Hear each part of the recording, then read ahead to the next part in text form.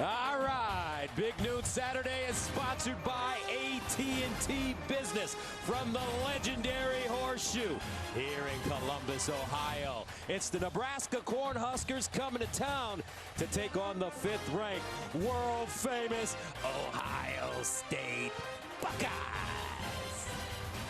Hi, everybody. I'm Gus Johnson, along with my partner, Joel Klatt, and welcome to Columbus, partner. We didn't know if we were going to be here. I know. But we're here, and it's fun. Yes. Big Ten football, and we get an opportunity to see the Ohio State Buckeyes, who many feel has a chance to win a national championship, and they're going to be led by one of the best young players in America. People feel they could potentially win a national championship because of that young player, Justin Fields. Listen, this guy is exceptional. You just heard the guys talking about him, so talented. And I think what everyone's been impressed with is his ability to step up as a leader and grow into his leadership role, not only for this team, but for all of college football. He had a tremendous season a year ago, but that bad taste in his mouth with the loss to Clemson brought him back, obviously, and he wanted to get on the field more than anybody, and he's going to have the opportunity today. On the other side, folks, Adrian Martinez, a year ago, people were talking about him as a Heisman dark horse, but here he was in this season, in the middle of a quarterback battle with the young Luke McCaffrey, of course, younger brother to Christian McCaffrey. Luke played so well that the coaching staff let this competition bleed all the way until this week when they finally named the experienced veteran Adrian Martinez their starting quarterback. But with the way that Luke played in camp, Gus, I'm not going to be surprised if he finds his way on the field at some point here today against Ohio State. And they might need it. Another dynamic playmaker against what seems to be a loaded and talented Ohio State roster. All right, a perfect day for football here in the Midwest. 46 degrees, cloudy at kickoff time. The high expected to be 51. And this is a series that dates back to 1955. Ohio State leads it 7-1, and the Buckeyes have won 5 straight since 2012 by an average of 35 points a game. They won at 48-7 in Lincoln last year. Nebraska won the toss, and they've elected to receive the football. Nebraska, Ohio State. Let's get this thing we call Big Ten football started right now from the legendary Shoe. And here we go. And a touchback. So Nebraska will bring the offense on the field for the first time. In the meantime, let's go downstairs to the 3rd member of our team, the All-American girl, Jenny Tabb. Gus, thank you. And Joel, you were just mentioning that quarterback competition between Adrian Martinez and Luke McCaffrey. I had a chance to catch up with Martinez this week, ask him about it. He said that competition really lit a fire in him. He said it was everything from sprints to film study. We both have the same goal of wanting Nebraska to win, but it changed him. He told me 3 goals. We need to win games. I need to limit my turnovers and be quick and decisive. He's got a lot to prove this season. First down and 10 of the 25, and the Cornhuskers throwing it on first down. They get close to a first. Jack Stoll, the senior tight end, with the reception. And what they've done with a new coordinator, we'll get into that a little bit later, Matt Lubick, is they've gone to a progression-style passing offense where Martinez is going to be able to just read progressions, 1, 2, 3, get the ball out of his hands as quickly as possible. And you saw that come to fruition there on the first play. Gets to his second read, boom, a nice little dump off to the tight end for a 2nd and short. Gain of 9 on the play, 2nd down and 1, and this is Martinez running for the first down, and he has it. So let's take a look at the starting lineups for Nebraska. They have a veteran offensive line returning. They do. All 5 of those guys have had an extended period of time and a lot of experience. I think one of their best is their left tackle, Brendan Hymus. He's a very good player, number 76. And then in the skill positions, you got Dietrich Mills back at running back, and then Wan'Dale Robinson. He's really the playmaker that they need to get him touches early and often in this ballgame. 1st and 10 at the 43 for Nebraska, and they'll hand it off to McCaffrey in the backfield. Breaks it down the sideline. McCaffrey cuts it back, still on the move at the 30. McCaffrey running like his big brother down to the 5. They snuck him in, Joel, at running back. Well, they told us that he was electric, and watch this. They're going to run a little counter play, and they're going to get him going this way, and then watch him come right back. Great block on the outside. Good block there by the tackle, and a missed tackle. McCaffrey gets himself loose down the sideline. You can tell he's such a quality playmaker. Excellent high school player, obviously, and he watched older brother, and he's watching his older brother his entire life, so you know he knows how to carry that rock. Christian McCaffrey, the prolific running back for the Carolina Panthers. A gain of 47, first and goal at the 10. Here's Martinez running it, bounces it outside. Martinez, touchdown, Cornhuskers. Nebraska opens up and just pounds the ball down Ohio State's throat to take a 6-0 lead on their first series of the game. They thought they were going to be able to run the ball well, and one of the reasons why is because of the fact that their quarterback, Adrian Martinez or Luke McCaffrey, has the ability to hurt the defense with their legs. And look at him. He's trying to run that left. Cooper is right there, 0, and so he just takes off to the right side and finds himself in the end zone. What a series. Connor Culp comes in to attempt the extra point, and it's good. So how about this, folks? Nebraska marching it down the field, 4 plays, 75 yards. They score in 1:51. Hello, Ohio State. Time to play ball in the Big Ten.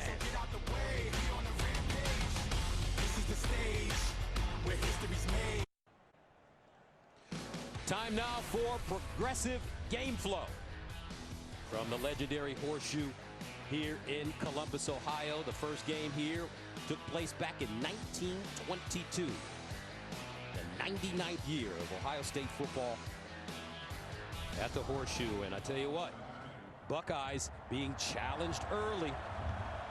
Let's see how they respond as Justin Fields and company prepare to come onto the field, and it's a fair catch.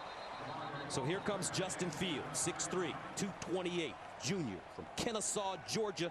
Last year he threw 41 touchdown passes, only 3 picks, rushed for 485 yards, and 10 rushing touchdowns. And while they lost so much talent on their defense, and by the way, that drive was so quick we couldn't even get into all the talent that they lost on their defense. Kudos to Nebraska. They returned so much productivity on this offensive side. They feel like they're better up front with their offensive line. Fields has more weapons on the outside and his wide receivers. The biggest question for their offense, Gus, is going to be how they replace J.K. Dobbins in the backfield. First down and 10 at the 25. Master Teague, who was Dobbins' backup in the backfield. Fields rolling out of the pocket, throws on the far side, and it's caught. Chris Olave changed his number from 17 to 2 this year, and he makes his first catch of the season. Well, this offensive line might be the best offensive line in America, in particular after Wyatt Davis opted out and then opted back in. He's going to be a first-round talent. He's at right guard, and then very young but talented on the outside, and Trey Sermon's going to get some run at running back as well. After the 14-yard gain, they give it to Master Teague. And Teague, plagued with an Achilles injury during the offseason, looks like he's healthy and ready to go. This Nebraska team up front, they're replacing all of their defensive line. They feel like they're probably stronger in the back end. Certainly their linebackers, Colin Miller leads that group. He's an experienced player. And then in the secondary, lots of experience, including a guy back from injury a year ago, Dante Williams, who they really believe in as safety. Second down and 8 at the 41 after the 2-yard gain. Now it's Justin Fields in the shotgun. He'll drop back to throw it with time. Over the middle and caught. Very good grab by Garrett Wilson. And he'll get out of bounds. Wilson, 30 catches last year and 5 touchdowns. That's just a true freshman, and now he's more experienced. He certainly played so well, Gus, and we had a lot of these games late in the year a year ago. They feel like he's primed to take that next step and be a great threat for them on the outside. He's going to move into the slot position, so when they're in a 3-receiver set like they are right now, there he's going to be right in the slot. 5-star recruit out of Lake Travis High School in Austin, Texas. First down and 10 after the 24-yard gain. At the 35, opening series for the Bucks. Fields looking, dancing, surveying, breaking tackles. Now he'll run it. Oh, and he is tripped up and taken down behind the line of scrimmage. Well done by Will Honus. And great coverage down the field by that experienced secondary that I was talking about earlier. Fields had nowhere to go with that football, and it allowed that late pressure from Will Honas to get there and get him down. And now they're back behind the chains, Gus, with a 2nd and long. 2nd down and 15 at the 40. Teague remains in the backfield. We have not seen Trey Sermon as of yet.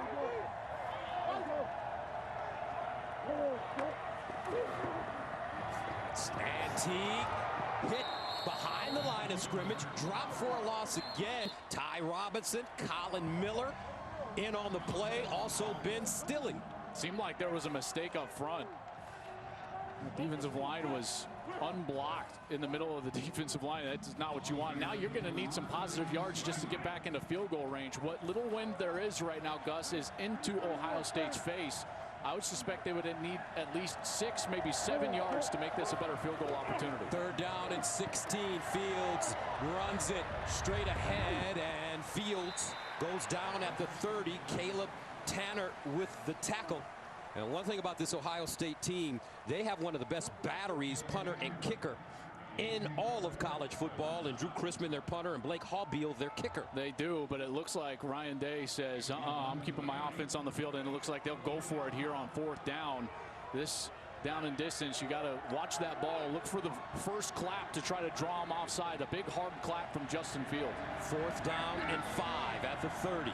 Opening series for Ohio State. Here's Fields over the middle and caught. This time it's Garrett Wilson again. 1st down at the 16. Nice route, just a little inside cut, but watch this. It was tipped at the line of scrimmage, and Wilson still able to get the catch. Great concentration by the young wide receiver to move the chains. A 14-yard gain. 1st and 10. Teague near side. And Teague chopped down by Cam Taylor-Britt. Secondary for Nebraska, very solid. They are, and they're fast. And we do have a Cornhusker down right now on the near side. And this is not a team that has a tremendous amount of depth in Frost's third year here. Excuse me, that's Ben Stille. And that is not a guy that they can afford to lose. He's been a very good leader for them, and in a defensive line that is all brand new, new faces. Stille was the guy that had the most experience. 31 tackles a year ago. And they are looking at his right leg rather. In the meantime, we'll step away. Back after this. Fans voted in Wendy's and Fox College Football. Listen, you're looking at the Wendy's Viewers Choice Cam. Go to @CFB on Fox on Twitter to enjoy this alternative view for the rest of the game. Interesting view. Ohio State at home. Season opener. Down here in the 1st quarter as Nebraska scored on their opening drive in 1 minute and 51 seconds. Ohio State has had to go for it on 4th down. Now they face 2nd and 6 at the 12. High snap. Handle. Teague spins and he'll gain positive yardage barely as Master Teague goes down. Colin Miller, the senior from Fisher, Indiana, with the tackle. And Colin Miller has to be their best player on defense. He's their best leader. He's very experienced. He had 67 tackles a year ago. Ohio State goes tempo, play fake. Fields rolls out of the pocket, looking for his tight end. Doesn't have it, hits the sideline, turns it up, and knocked out of bounds at the 1. Justin Fields, they don't want to run him, do they, Joel? No, not unless they have to. You heard Coach Meyer talking about that in the pregame show. They don't want to expose him to more hits than he needs to take because the aspirations of this team are dependent on number 1 being their quarterback. 1st down and goal at the 1. 11th play of the drive. Master Teague looking for pay dirt, and he has it as he pulls his way in. Master Teague scores the touchdown for Ohio State, and the Buckeyes respond quickly. On the back of that 4th down conversion, and they give it to Master Teague, a big back. He is 220 pounds, and you can see he just lowers his shoulder and runs right down the middle of that defense for a nice touchdown.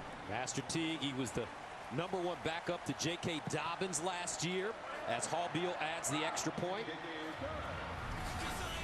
So Ohio State levels the game at 7 on the Master Teague touchdown. Back to Columbus in a moment.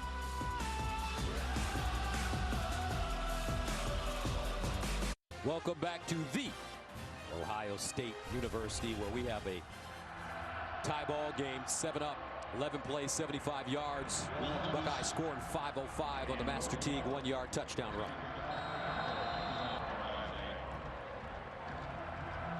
Wan'Dale ready to send it away. Cam Taylor-Britt, the deep man, and he'll signal for a fair catch inside the 5. Let's take a look at this Ohio State defense. A lot of changes here. Well, we thought we were going to get to this in the first series, but Nebraska scored so quick. Listen, you're trying to replace a ton of talent. Obviously, Chase Young up front. A lot of those defensive tackles are new faces. They're reshuffling in that second level, and then here's where they're missing a ton. Gus, that secondary. Shaun Wade, yes, opts back in, but he's changing positions to go from slot corner out to the outside.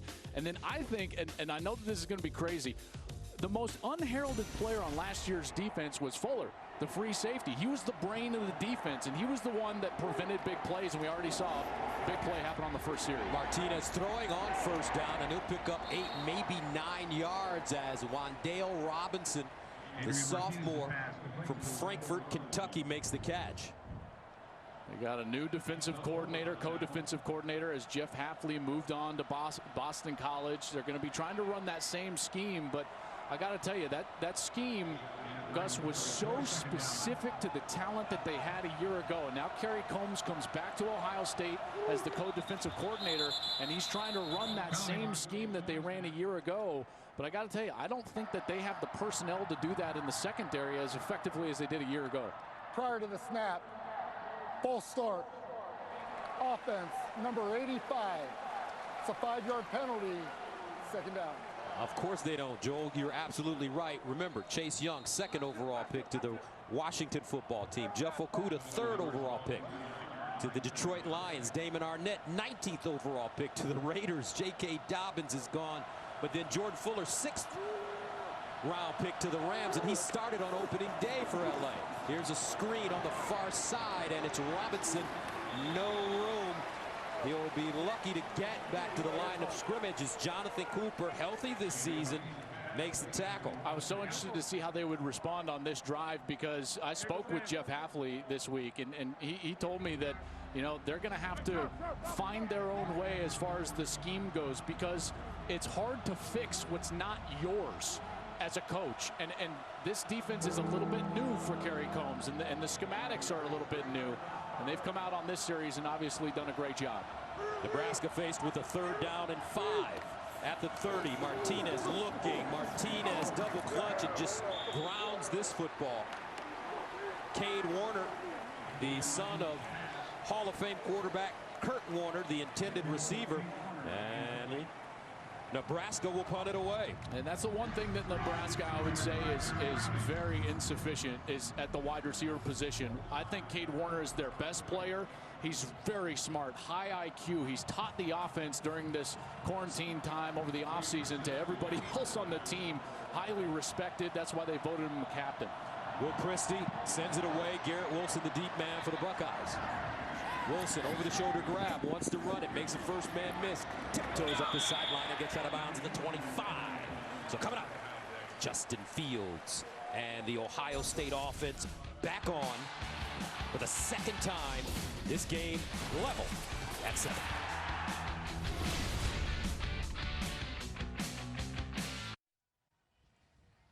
Justin Fields came out of high school as the #1 dual threat quarterback recruit and attended the University of Georgia in his home state, where he played in 12 games but didn't start during the 2018 season.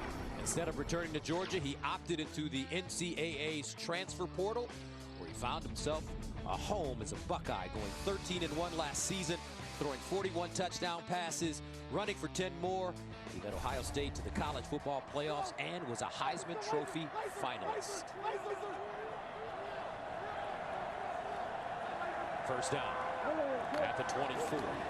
And they'll run it with Fields, and Fields gets to the 31, make it the 32-yard line. Cam Taylor-Britt brings him down.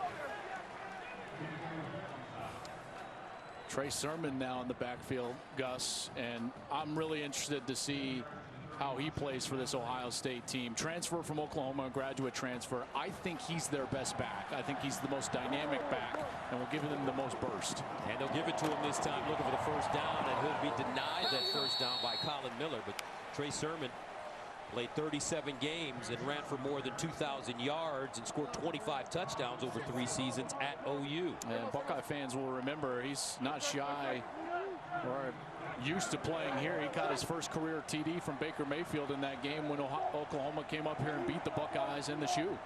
Baker Mayfield taking the flag and stabbing the O. That turned a lot of people off around here. Fields, you think, runs it to the point where, wasn't it last year, or I think it was last year when Nick Bosa and the 49ers played the Browns and pulled it into the NFL. Exactly. It was personal. Oh, man. Listen, that's the best part about college, right? The rivalries and everything that goes on in college football, it never dies. It lives on forever. 1st and 10 at the 36. Fields now, near side throw. And it's caught. Chris Olave. This kid is just too sweet. He's too sweet, folks. Chris Olave, what a heck of a player. Oh, man. He's so smooth. You know, I think last year I even said, what is this? Smooth like silk sheets. I mean, that's how he moves, whether he's down the field, short routes. I think he's primed for a monster season. I won't be shocked if he's up in there in the 80 catch range. You've slept on silk sheets? Okay. Fields steps up in the pocket, and he's tackled for a loss. No, he keeps fighting. Look at the power. Woo, that's some plant-based power right there. Plant-based power. I'll tell you what, this is one of the things that all the defensive coaches that you talk about Justin Fields, and it looks like maybe that knee was down. I wonder if they'll try to stop this and bring it back. It looked like he gained 5 extra yards. They got the play off, Gus. Fields looking for the deep ball. Touchdown, Ohio State, Garrett Wilson. Justin Fields put that one on the money. And he read it perfectly. What a great job by Ohio State here. Watch the safety in the middle of your screen. As soon as he flies back and towards his right, Fields is going to take him there with his eyes, and then he goes back to the post route and delivers it beautifully. Right in stride. I mean, you talk about a ball. That is a dime from Justin Fields, and a big reason why, folks. He is one of the best quarterbacks in all of college football. There's your evidence. The second touchdown for the Buckeyes. Hallbeal, extra point, good. Ohio State back-to-back touchdowns. This time, Garrett Wilson. And we've got a 14-7 game here in Columbus.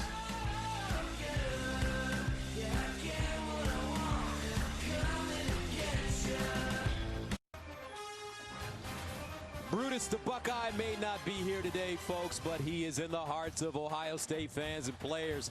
Debuting in 1965. The mascot has undergone changes over the years, but he's always been a fan favorite. There he is, Brutus. First of all, it's ridiculous that Brutus can't come to the game. Come on, Big Ten. We got to make a call, Joel. And Nebraska with the fair catch signal. And I tell you, we saw Brutus yesterday on the practice field, and he really chumped our Reggie Bush. I was just going to say, I don't know if it's the big time. I think Reggie prevented him from being in here. Man. They had a push-up contest, folks. I don't know if you saw it during the pregame show. Reggie thought he could go head up with Brutus, and then all of a sudden Brutus hit him with the one-handed push-up. It was over. It was O-W. Reggie, I get it. Everyone's got a plan until they get hit in the mouth. That one-handed push-up was like, bam! Mike Tyson. First down and 10 at the 25 for Adrian Martinez. Martinez, quarterback run with room, and Martinez breaks it back, picks up the first down. Baron Browning with the tackle. Beautiful run there by Martinez, and this is the one thing that I think gives this defense the most fits. And you could argue that it gets every defense fits, but it's that quarterback run. And watch, he's going to wiggle just to his right. He's just going to find that lane, and the offensive line did a great job of covering up color. Get a hat on a hat is what it's called, and then Martinez just finds his space. And now Martinez heads to the sideline here. Luke McCaffrey in the game now. It looked like there was an equipment issue with Martinez. So here's Luke McCaffrey, the heralded freshman. From the 35, high snap, handle. They give it to Mills, tries to get outside. He's dragged down. Werner, as well as Javante Jean-Baptiste, combining on the tackle. As Martinez has to get some equipment check on the sideline. Like something happened after that quarterback run where his chin strap kind of dropped out of that. You can see they're working on the top side of that chin strap. It dropped out of that casing, and now they're trying to tighten it back up, and McCaffrey's on the field. Second down and 14 at the 31. Mills, the deep back. Bobble snap by McCaffrey. Picks it up. Well, that's a concern, right? And anytime a young quarterback gets out there or you start switching between guys, I always worry about the center quarterback exchange, and he puts it on the ground. Nebraska fortunate that it bounced right back to him, and now he's going to be in an obvious situation where this is a drop back pass. If I'm Scott Frost and Matt Lubick, the offensive coordinator, I got to think about a screen here, not putting McCaffrey in a bad spot. And he's going to run it. McCaffrey, he's got wheels, breaks it back. Whoa, what a run. He won't pick up the first down. But I tell you what, Marcus Hooker threw himself under the chariot there. McCaffrey just plowed it. I mean, as a defensive back, you're never expecting the quarterback to drop his shoulder like that, and he got so close they'll go for it on fourth down. Fourth down and 2. And you can tell that young Luke McCaffrey's been hanging out with his brother. Folks, look at his guns.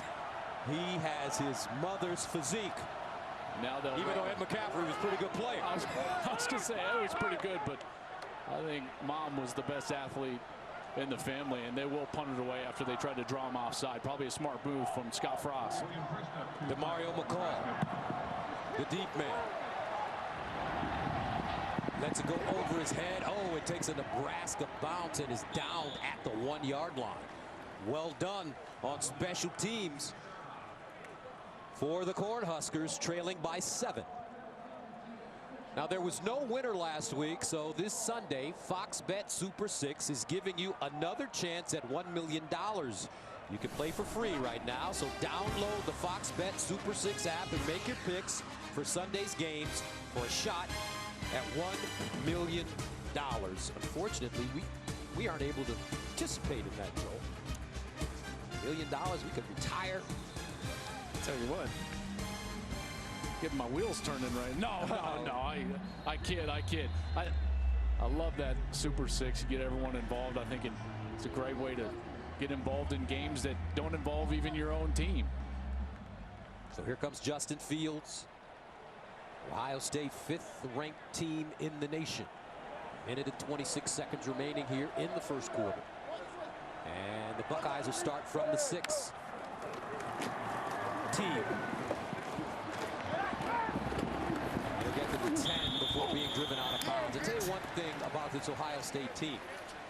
Their offensive line, year in and year out, very good, underestimated all the time. That's right, and it's one of the reasons they're so excited about this season as we look at the season refresh sponsored by Coors Light. Fields runs, throws on the run, and it's caught. Jamison Williams, my favorite player on the Buckeyes, Joel. I'd follow him anywhere. Why's that? Where we going? What we doing? I'm with you, number 52. Wyatt Davis. Wyatt Davis. I'll tell you what, man, he opted out, then came back in. He's one of the best offensive linemen in America, the right guard, very physical player, and a great leader for this team. And they'll hand it off. Teague.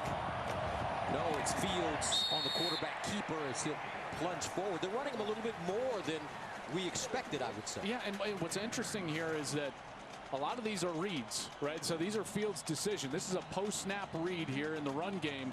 And what Nebraska is doing is that they're giving a player and designated a player to the running back and forcing Fields to carry the football, which I know Ryan Day is not going to be happy about in the long term. He doesn't want Fields to have 10, 15 carries every single week. So that's something that Ohio State's going to have to adjust to. It's a nice little game plan from Nebraska so far. That takes us to the end of the first quarter. Nebraska has to feel good, trailing by only 7 to Ohio State on the road.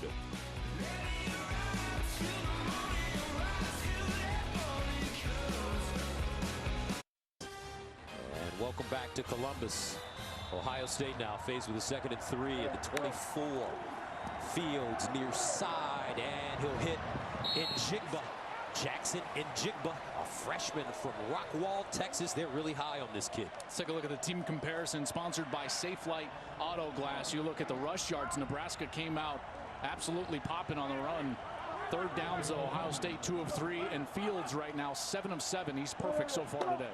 Third down and 3 of the 24. Let's see if Nebraska can get off the field as we start the second quarter. Got to get some pressure on Fields. Get into his face. He'll hand it off Teague, and he won't have enough for a first down. So will Ryan Day go for it deep in his own territory? Looks like he will. Man, I don't know. I think you've got to punt this away with this field position. In particular, after that first series that Nebraska had offensively. Remember their last series when they punted, Martinez had to leave the field, and then McCaffrey fumbled the snap. So I think this is the right decision here, is punt the ball away and create a longer field and help your defense out a little bit. Drew Chrisman is second-team preseason All-American, the punter. He's a 2-time Ray Guy Award semifinalist, and he belts one here. And it's fair caught at the 21-yard line by Cam Taylor-Britt.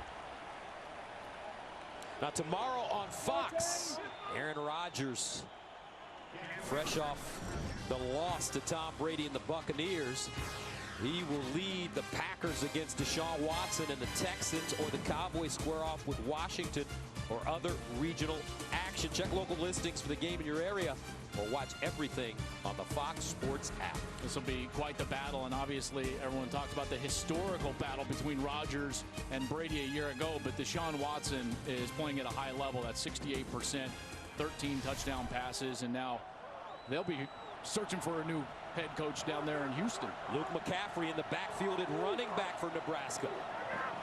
And they'll find Robinson. Robinson trying to break a tackle. Look at the fast feet, and he does. It'll pick up positive yardage.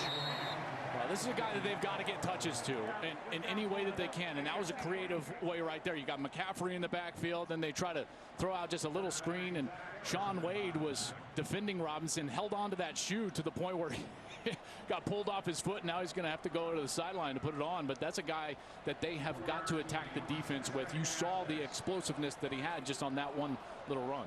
Last season, second-team freshman All-American. One of 4 finalists for the Paul Horning Award, as McCaffrey carries the load, and he's stopped by Haskell Garrett. And this is interesting because Martinez did not leave the field, so this is not like a McCaffrey drive.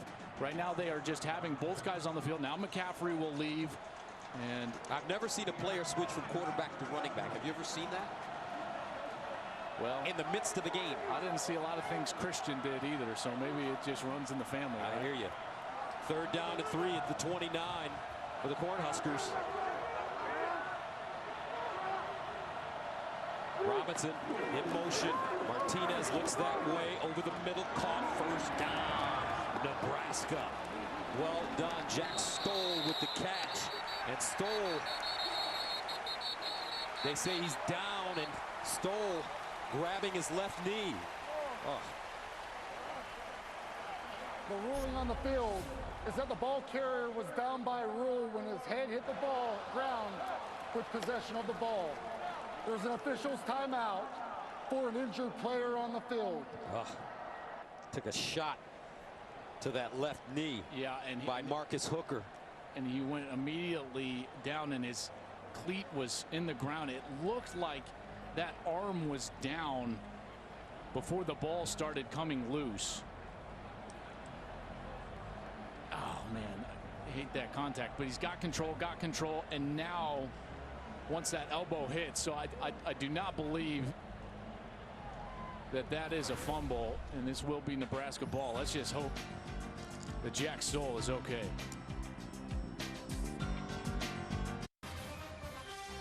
And welcome back to Ohio State. Baddest band in the land will perform at halftime.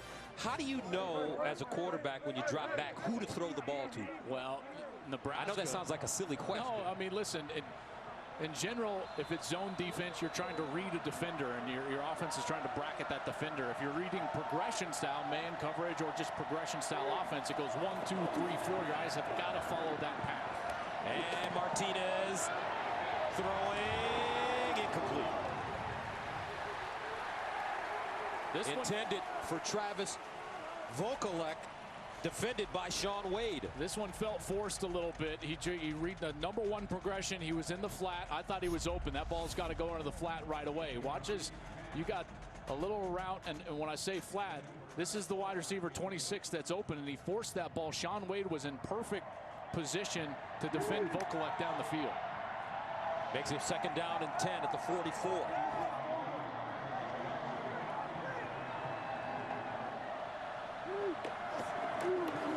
And they'll hand it off to Mills with running room, and Mills almost picked up the 1st down, dragged down from behind by middle linebacker Tough Borland. Great block here. Watch 71. He's going to come up and he's going to block number 20, Pete Werner. Great block. That's Matt Farniok, one of their best players. That opens the hole. Mills explodes right through and creates a 3rd and short.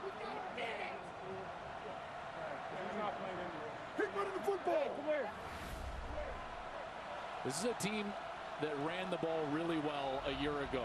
Did not throw it in particularly very well. That's Tough Borland. One of the best leaders, captain for this Ohio State team that's shaken up, has to come off the field. And you heard that, keep running the football. These offensive linemen, again, very experienced. All 5 of them have a lot of playing time at Nebraska. And in one of these 3rd and short type of situations, they want to come off the football, roll off the football, and get this with the run game. Luke McCaffrey in at quarterback, and he'll pick up the 1st down. We told you about this offensive line for Nebraska. They returned all 5 starters, and they're trying to channel their inner Dave Remington. One of the great one of the great offensive linemen in the history of the game. Great push from that offensive line, pushing that Ohio State defensive line back. Winning the line of scrimmage, Gus, it's still the mainstay. You've got to win the line of scrimmage in order to have offensive success, and they certainly did there on that 3rd down. 1st down and 10 at the 43. Quick handoff inside Mills. And Mills, 2019 honorable mention, all Big Ten in his 1st season in Lincoln after rushing for 745 yards. Georgia Tech transfer, 2nd and 7 after the 3-yard pickup.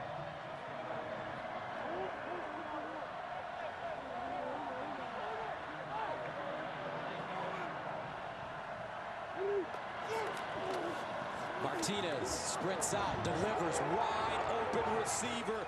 Austin Allen, 3rd string tight end, will pick up big yardage as Marcus Hooker finally brings him down. Yeah, and just a miscommunication here with the defense. Watch as Allen is just going to come across the formation, and then he's just going to slip right by the linebacker, and Warner never goes with him. That's an easy completion and a nice little series here for the Huskers. Gains 27 yards on the play. 1st and 10 at the 14.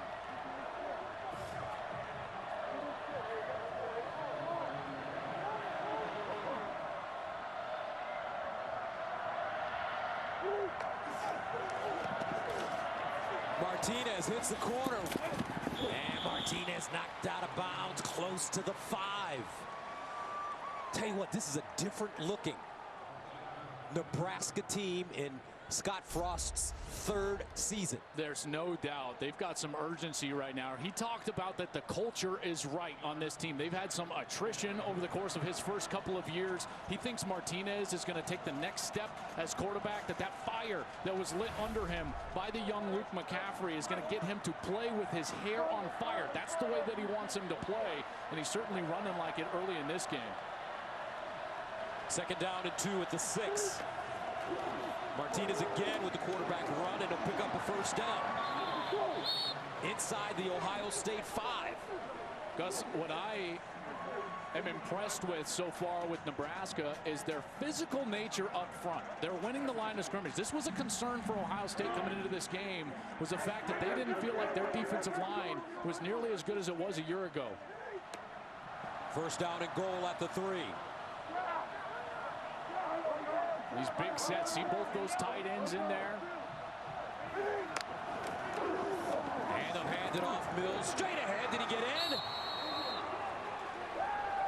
Yes, he did. Touchdown, Nebraska. And with 8:24 to go in the second quarter, opening day for these two teams in the Big Ten. Cornhuskers with a chance to tie this game at 14. What a series there. Some run, a little play action. Boy, that stretch out.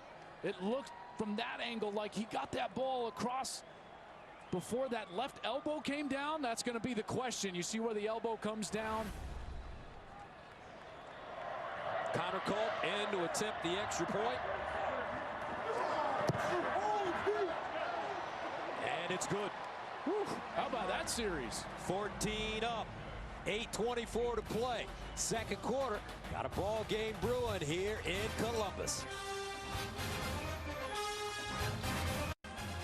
14-14, Nebraska and Ohio State. And it looks like the Bucks have a fight on their hands today, because Adrian Martinez and this Nebraska team came ready to play.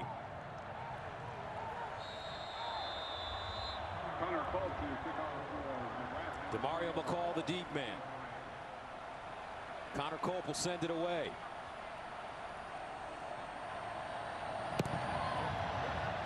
Line drive kick. Takes a bounce. And McCall picks it up inside the 5. And will go down at the 11.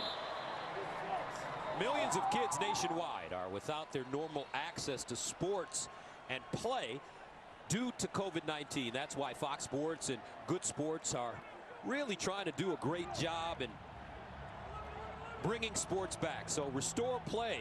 That's the campaign. Text play to 36413 to donate.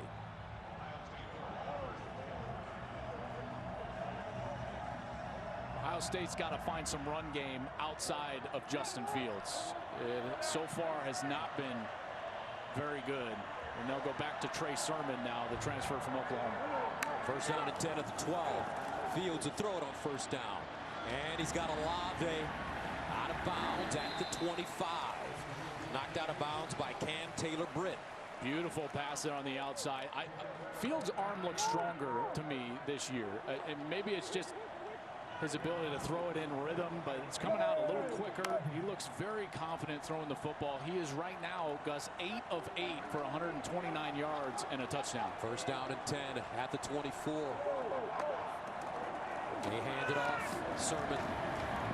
And Ryan Day told us in our Zoom meeting yesterday that they worked on his release during the offseason when they could. Yeah, as much as they could. And again, they fought hard to be back here and playing this season of college football. But there was a point where they started working even on combine drills because they didn't know if Justin would ever get a chance to suit up for Ohio State again. On second down and 6 over the middle. Another completion. This time it's Luke Farrell. One of the great treats that we get to experience, folks, is going to the Ohio State facility and meeting with the coaches and players. We get a chance to eat lunch. They feed us and we talk to the guys, but because of COVID-19, we are unable to go to the facility. Third down and 1 at the 33. Obviously safety first, but how many of you out there, you never have to be on Zoom again? Would that be Zoom. What is that? Yeah, here we go. As Sermon looks for the first down, I don't think he's going to get it. I don't think he did either. And Nebraska is excited on that far side. Great job by that defensive line. Ben Stille, who exited the game earlier, he was back and is back on the field and just didn't go anywhere. Watch Stille right in the middle. He just stands the left guard up, Harry Miller. And Ohio State's not able to win the line of scrimmage. And here Ryan Day will go for it again. On 4th and 1 at his own 33. Dangerous play here. And a timeout call by Nebraska. We'll take a break. 6:19 to play, second quarter. Scott Frost has his guys prepared today.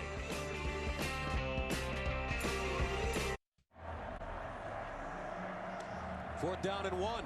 And by the way, 2 straight series that we've seen first Master Teague, and then on this series, Trey Sermon not be able to pick up a short third down opportunity. So this backfield, I'm telling you folks, replacing J.K. Dobbins is not going to be easy, and now Ryan Day's going to go for it here on 4th down.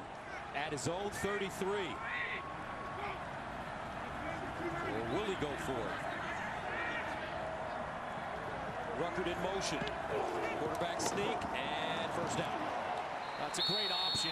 Fields is 6'3", 230 pounds. He's strong, he's athletic, and he just picks that little hole. You see him how he slides down the line of scrimmage. So what he's doing is he's trying to find the bubble in the defensive line.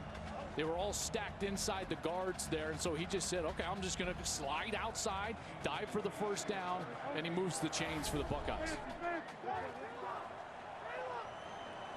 They got to find some run game outside of Fields.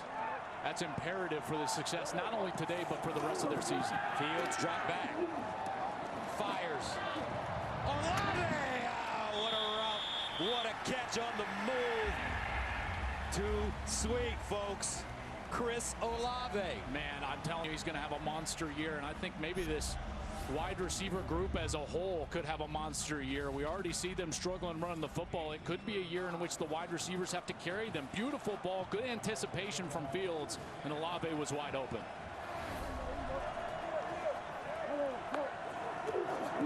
Play fake. Fields rolling out of the pocket, tries to square his shoulders, throws on the move, and it's caught. Garrett Wilson with the grab. And a flag on the play.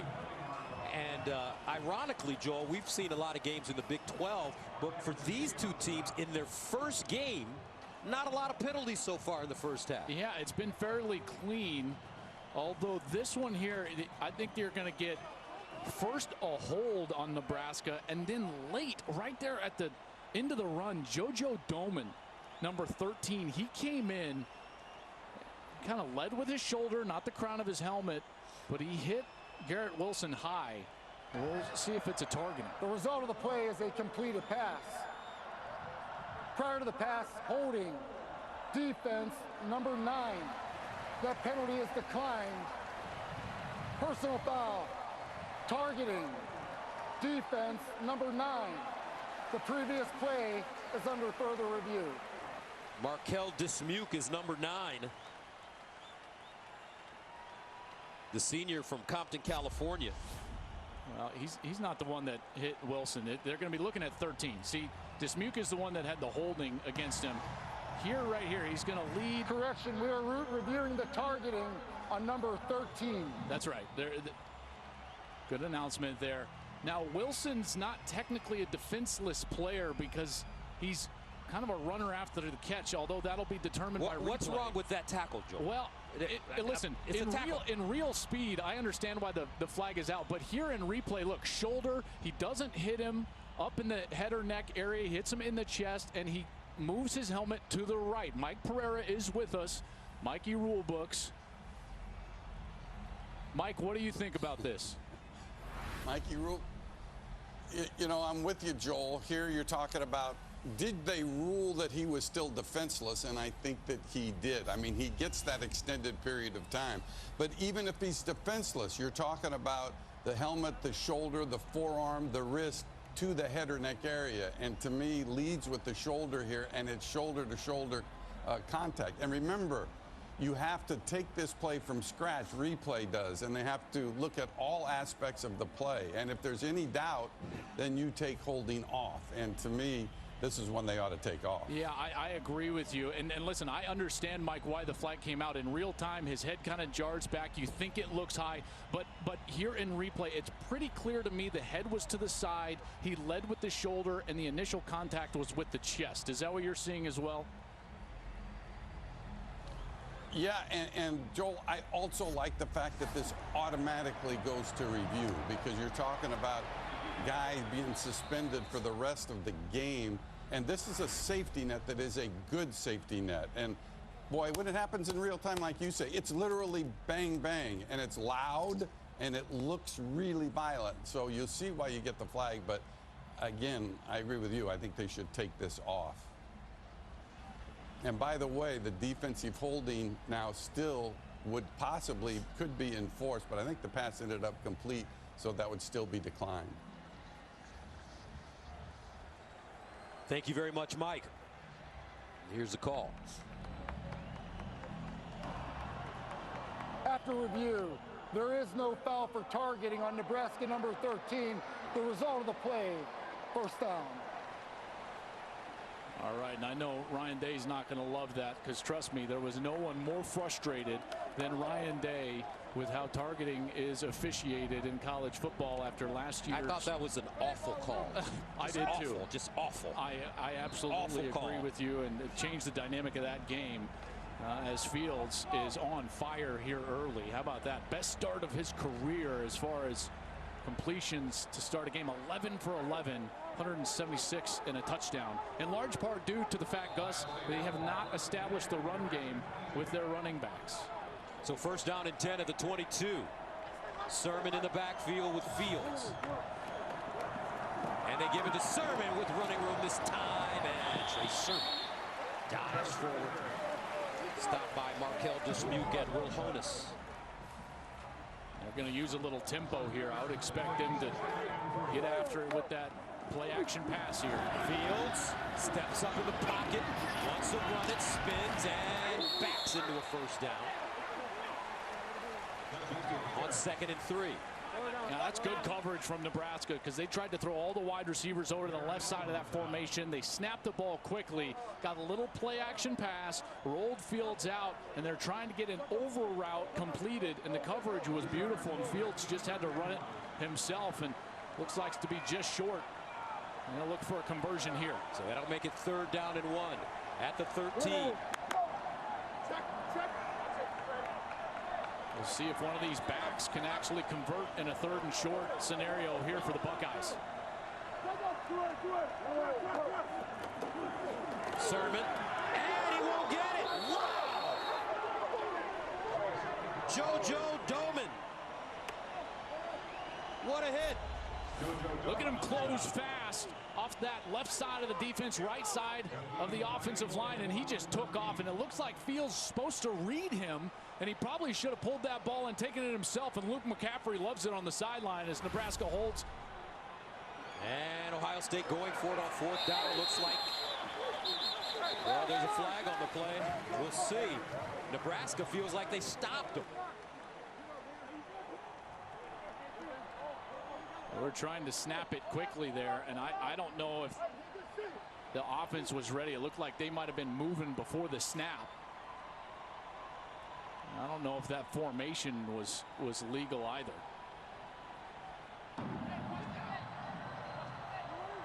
Illegal motion. Offense number 5 was moving forward at the snap. 5-yard penalty. Replay 4th down. So Gus, here's the problem. If you're trying to go super high tempo, there's no reason to attach a motion to it, because in order to kick a motion and get a motion going, everyone has to be set, then the motion goes. But if you're trying to hurry to the line of scrimmage and everyone's rushing up there, then you have the motion go, then no one is set in time. Has requested a measurement on the play to determine if the line to gain was made prior to accepting the foul. So this is interesting, okay, because it was a sneak, and Scott Frost is saying, hey, if they didn't get it, I'm declining this, and it's our ball.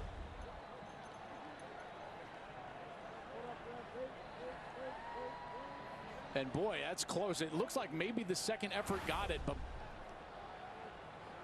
it did based on where the spot happened. And so now they'll take the penalty and move it back 5 yards and say, the illegal motion by number 5 of the offense will be enforced 5 yards from the previous spot. Will replay 4th down. And Scott's saying, your spot was wrong by that much. He wanted it bad. This was his reaction. Goes down to the turf, because that would have been turnover. It would have been offense on the field for the Nebraska Cornhuskers. But how about that defensive stand there, partner, on 3rd down, stopping Trey Sermon? So they'll bring on the field goal unit for Ohio State. Blake Hallbeal. This ball spotted at the 24-yard line. So a 34-yard attempt. First of the year, Hallbeal, and it's good. 17-14 Ohio State. 3:12 to go in the first half.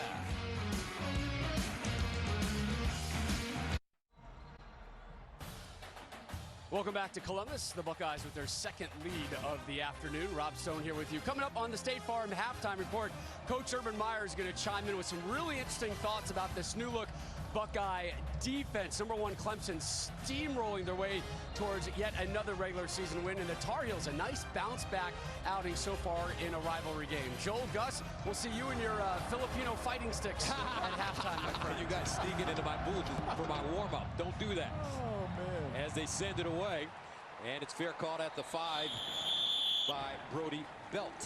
Coming up next on Fox, number 17 Iowa State takes on Chuba Hubbard and the number 6 Oklahoma State Cowboys. And on FS1, Penn State kicks off their season at 3:30 Eastern time as the Nittany Lions face Indiana.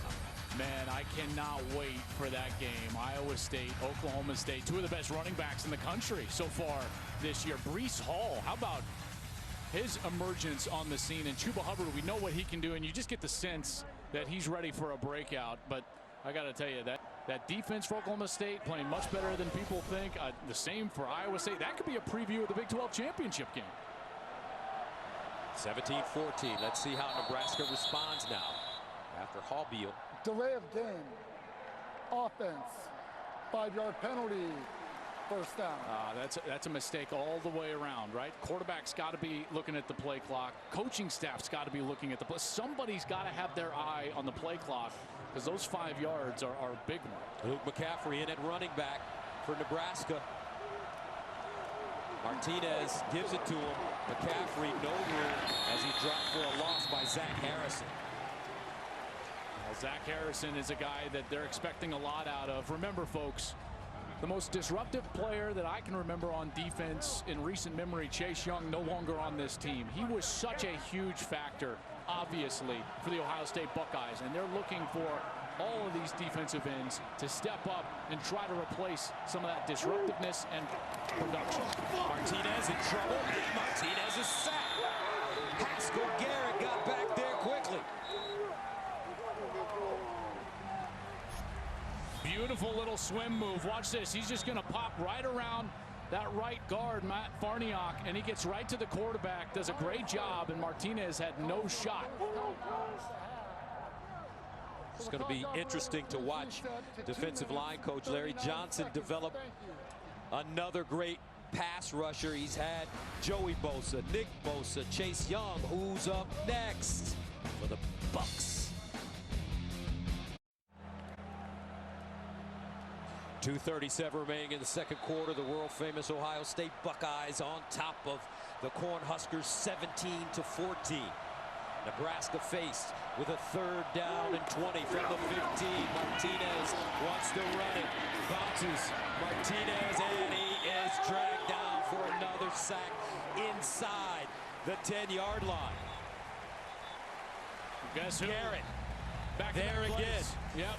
Gus, disruptive. Watch as Garrett gets through the line of scrimmage again. Just power, and he's right in the face of Martinez. Martinez has got to bail out to the right side, and the Silver Bullets are there to get him to the ground. Josh Proctor cleaning it up.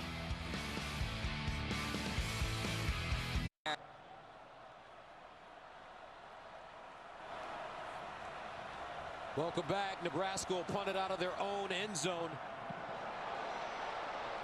Garrett Wilson signals for the fair catch, and he has it at the 42. With 2:25 to go, plenty of time for Ohio State. There's a flag on the ground. Way back on the 18-yard line.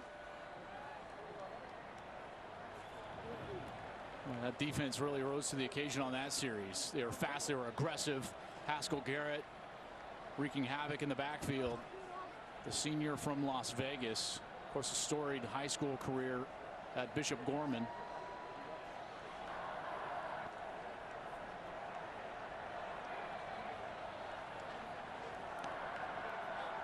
During the kick, personal foul, face mask, kicking team number 9. The 15-yard penalty will be enforced from the end of the kick. First down. Dismuke. Well, as Dismuke is trying to get away. He's right in the middle, and he's trying to get away, and you see that hand up at the face. He was trying to hit the arms away, and I mean, are we going to call holding, or are we going to call face mask, right? I mean, Jameson's clearly holding Dismuke, so that's a really bad break for Nebraska. That's a poor call, and it gives Ohio State a short field here that they're going to try to take advantage of. From the 46, Fields runs it, and Fields tripped up as he crosses the line of scrimmage. Last year they didn't want to run him because they felt they didn't have the backups that could guide the team. How do they feel about it this season? Well, they're a little deeper. It's the same backup in Gunnar Hoke, and he's clearly a little more experienced, but they've got two true freshmen, very highly recruited, highly skilled players waiting in the wings, so they feel much better than last year. Fields going for the home run! Touchdown! Oh, Olave couldn't hold on, and he goes down hard.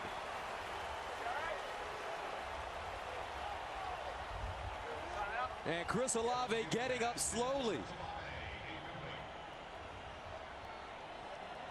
Really good coverage by DiCaprio Boodle, number 7. This is a beautifully thrown ball down the field. Fields gives Olave a chance, and Olave tries to climb the ladder, and then Boodle just takes his legs out, and he lands hard, and that's when the ball comes out, and Olave will go to the sideline. 3rd down and 7 at the 43 for Ohio State. 1:52 to go in the first half. Justin Fields has been almost perfect. Here's Fields, guns it this time over the middle, and it's caught for a first down by Garrett Wilson. Garrett Wilson, partners, had a big first half. He is, and he's a big reason why they're built for success out at the wide receiver position. Built for success is presented by Rocket Mortgage. For personalized playbook on home loans, Rocket can. Talented and young group of wide receivers that I think is going to have to lead this offense early in this season. Fields again to throw it over the middle, and incomplete. Whoa, he threw that one into heavy traffic. Ruckert, the intended receiver, he got his bell rung. Dismuke, number 9 for Nebraska, also getting up slowly. Pass interference. Defense, number 5. That's a 15-yard penalty. Automatic first down. Boy, Cam Taylor-Britt maybe arrived a little early. I don't know if that ball was even close to catchable, as Dismuke was the one that had easily the best chance at it. And that's what Scott Frost, I'm sure, is saying. He's thinking to himself, what in the world? That was not a very well-thrown ball from Fields. It was way too far inside, probably ill-advised because of the coverage to begin with. I think the player that had the best chance to catch that was actually the safety, Dismuke. And yet another call goes against the Cornhuskers and creates first down inside the 20. Master Teague in at running back for Ohio State. 1st and 10 at the 17. They give it to the Master. And a first down. And that's what they want from Master Teague. They want to get him the downhill run. That's right. He's much better straight ahead than when you're asking him to have a little bit of wiggle. And that's a great run for him as evidence of that. Big hole by the offensive line, and he gets downhill in a hurry. Gain of 11. Teague again breaks it back. Touchdown Buckeyes. Just like that. Ohio State punching it in. 2nd touchdown of the day for Master Teague. Beautiful cut. Found the hole in the defense. Cuts back. Right across Colin Miller, number 31. Watches Miller, number 31. He's out here, and he's going to get caught in the box, and then he's just going to get outside just a little bit, and Teague runs right through the arm tackle for a touchdown. Nice block by Wyatt Davis, number 52. The preseason first-team All-American for Ohio State. Extra point up and good. 24-14 Buckeyes. Starting to get in rhythm now, both offensively and defensively. At home, season opener, Big Ten.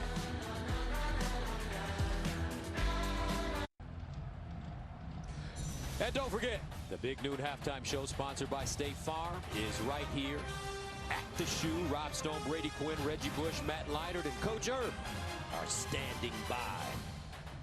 Brady Quinn still has it. Matt Leinart still has it. Or so they think.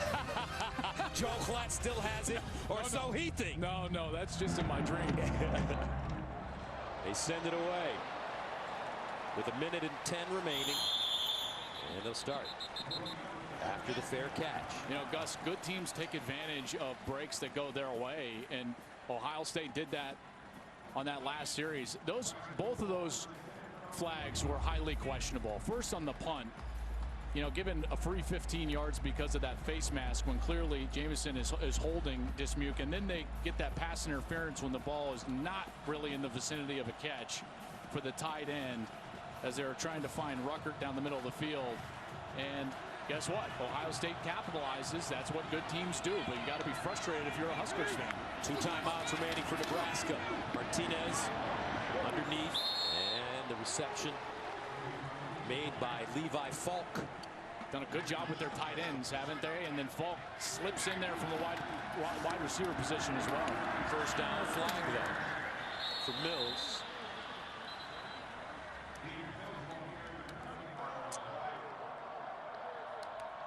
Holding. Offense number 71. 10-yard penalty. Replay second down. Well, that's on Farniok, the right guard. Here he is working against Garrett, and you see that arm wrapped around, and he just kind of takes him down almost like a wrestler. Farniok, number 71, tough day so far with Haskell Garrett, who has 2 sacks already. Mills.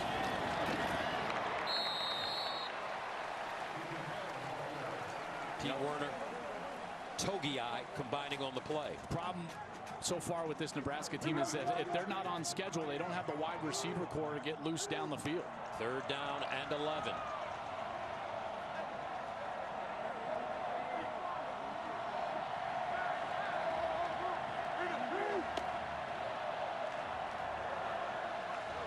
Nebraska wants to waste as much time as possible. They will be okay with going into the locker room trailing at 24-14.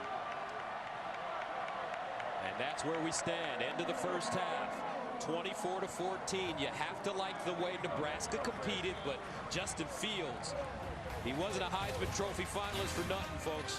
This kid is the real deal. 24-14 coming up the halftime show right after this from the shoot.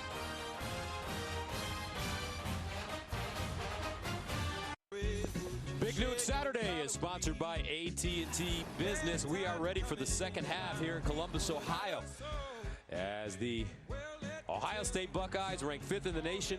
Lead Nebraska 24-14. Gus Johnson along with Joel Klatt. And I thought in the first half Nebraska did a great job competing. Yeah. But Justin Fields is the real deal. There's no doubt. And you got the sense that it's going to be a big year for him through the air. You know, let's take a look at our second half connection brought to you by AT&T Business. Keeping your business connected now with 5G nationwide. Big credit to Nebraska, Gus, like you said. They came right down the field. Boom, Adrian Martinez in the end zone. And then Master T, they're able to get in and they tie the score up. But then the passing game started to take over. Beautiful read, like Coach Meyer just talked about. Taking the safety to the tight end, going up over the top to the young wide receiver, Garrett Wilson. That was a perfect pass. Nebraska came back. They were able to get into the end zone. And then Ohio State took advantage of a couple of poor calls. They found themselves in the end zone. And I got to tell you, I feel like this second half, partner, it could be a big one for Justin Fields, because I got the sense that that passing game was just getting warmed up with some of those young wide receivers getting their feet wet. Let's go downstairs to Jenny. Well, and speaking of just getting warmed up, that's a sense I got from both coaches. Pleased that we got half of football out of the way for Nebraska. Coach Frost acknowledged that they did make some mistakes, but overall he's been happy with Adrian Martinez and McCaffrey. They both bring such a different variety to the quarterback and what they can do offensively. For Coach Day, he said, I need to continue to settle in. That's in terms of the offense and running the football. And defensively, after that first big play we gave up, we have gotten better. Let's just keep this thing going. All right, Jenny, thank you very much. Sermon running the ball on first down. It would be tackled for a loss. Colin Miller making the stop. And this Nebraska defensive line has done a really solid job of making sure Ohio State's not been able to run the football. Yeah, at least with their running backs. And you're right, they've done an excellent job up front. Second down and 11. Fields to throw it. Fields looking over the middle, and he has Sermon out of the backfield. Colin Miller again defensively for the Huskers. Those are the nondescript plays that Ryan Day is going to be really pleased with, because one of the things he was talking about coming into this game with Justin Fields is he wants him to go out there and just utilize the offense, play within himself. You can't win the Heisman or win a national championship or avenge the loss to Clemson in one game. Just operate the system and take what the defense gives you. Last year, Fields completed, though, 67% of his passes. Empty backfield on 3rd and 5. Fields underneath, caught again. Garrett Wilson with another big gain and a first down. They do such a good job. Partner, we've seen this for how many years now? They're going to bring the crossing routes and then the mesh at the top. 2 crossing routes. There's Wilson. He's wide open. And look at the ball placement from Fields. It's right on the face of Wilson. It allows him to run after the catch. And Fields throwing again. And it's Olave. Did he get his foot in? Of course he did. Of course he did. Too sweet. Goodness. He can do it all. And he makes it look so easy. How about the body control? Gus, I mean, it looked like the ball goes in the air, and I'm like, oh, that's going to be a tight catch. That's what I'm thinking in my mind. And he just very smoothly grabs out of the air, gets his foot down, and creates a short yardage situation. And in this situation, Ryan Day loves to take a shot on 2nd and short on his side of the 50. 2nd down and 1 at the 45.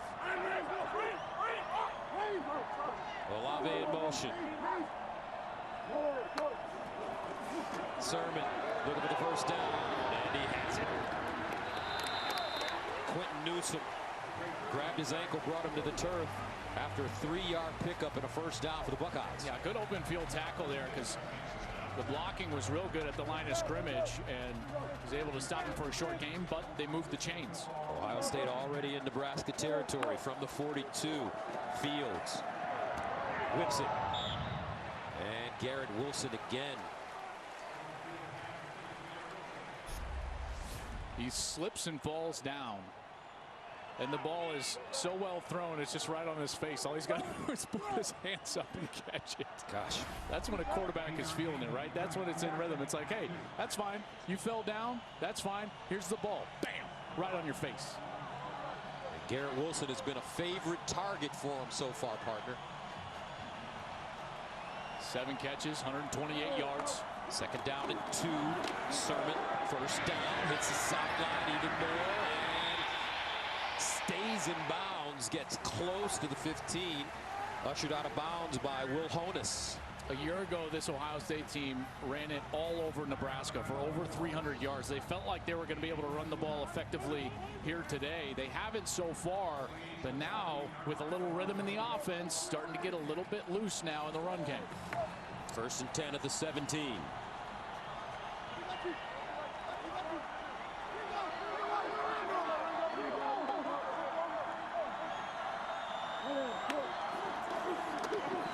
Fields looking, and he'll run it. Fields tries to get outside. Spins, touchdown, Justin Fields.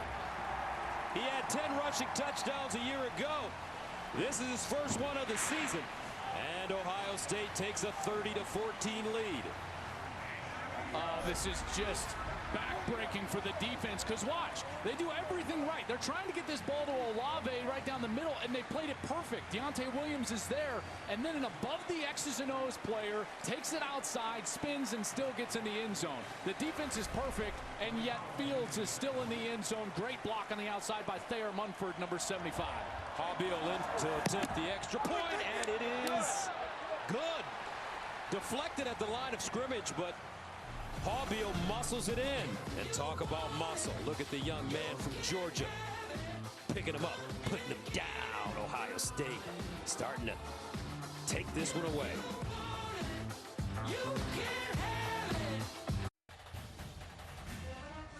If you feel like you can be a pro football player, Ohio State is the place to be. All those draft picks from last season.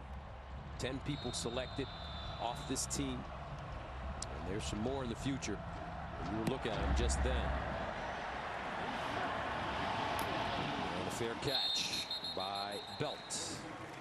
There was no winner last week, so this Sunday, Fox Bet Super 6 is giving you another chance at $1 million. You can play for free right now, so download the Fox Bet Super 6 app and make your picks for Sunday's games for a shot at $1 million. It used to be $1 million of Terry Bradshaw's money for something. That would have weirdly made it better, right? So Nebraska takes over at their own 25. High snap handled by Martinez, and he'll get it to Mills, who plows his way forward. Togia with the tackle. Well, this offense has got to stay on schedule. By on schedule, I mean, 2nd and 5 or 6 like they are right here, because if they're behind the chains in long yardage situations, they just don't have the wide receiver talent to throw the football against Ohio State. So it's crucial that they have success on 1st and 2nd down to stay in these situations. Martinez drops it off near side. Austin Allen. And it looks like he's close to the 1st down. Maybe a tad short. Pete Werner defensively for the Bucks. And there's another one of those just base offensive plays to keep you on schedule so that, Gus, if you get to a 3rd down, you can slow down the pass rush because it is not an obvious passing situation here. A 3rd and short, their entire playbook is at their disposal. 3rd down and 1. Quarterback sneak. Let's see. Looks like he has it. And a 1st down for Nebraska. And I agree with the guys. You heard the guys talk about at halftime that Nebraska is going to have to do something to take a shot down the field. And you see the second effort there as Mills does his best, Reggie Bush, to help his quarterback across the line. Sorry, Brady. But they can only take a shot down the field if they've got play action at their disposal, which means they need to be in a normal down situation. They swing it out. This is Robinson with a lane. And Wan'Dale Robinson. Pick up 7. Marcus Hooker with the tackle. Remember, Martinez accounted for 338 yards and 3 touchdowns against the Buckeyes as a freshman. Held to 47 yards passing with 3 interceptions last year. Yeah, but you remember who was on the field last year? 2 first-round draft picks at corner and the 2nd pick in the draft at defensive end. Chase Young. 2nd and 2. Straight ahead. 1st down. Nice run there. Mills. Some people feel that Chase Young is the greatest pass rusher in the history of college football. Well, and that's not us. That's what the Nebraska coaches were talking about. And in terms of a relief of not having to face him. And they said it was so difficult because you had to beat these 2 first-round corners in 2 seconds, 2.5 seconds. It was almost impossible. And Martinez struggled, certainly. 1st and 10 at the 48. Here's the option. Old school Nebraska football here. As they get inside Ohio State territory, Werner again dropping Martinez. I love the fact that they get this and then they get it downhill. By downhill, I mean they fake that dive and then he gets it going up the field immediately. There's no man for the quarterback. He got sucked in on that dive fake 54, and Martinez reads it perfectly, gets in the alley, and has a nice game. Where's Tommy Frazier when you need him? Ooh, he was sweet, wasn't he? Yes, he was. 2nd and 3 at the 45. And Martinez trying to get the 1st down. Lost it. Picked up Buckeyes. 7 Banks. Sprinting. 7 at the 20. 7 Banks. Touchdown, Ohio State.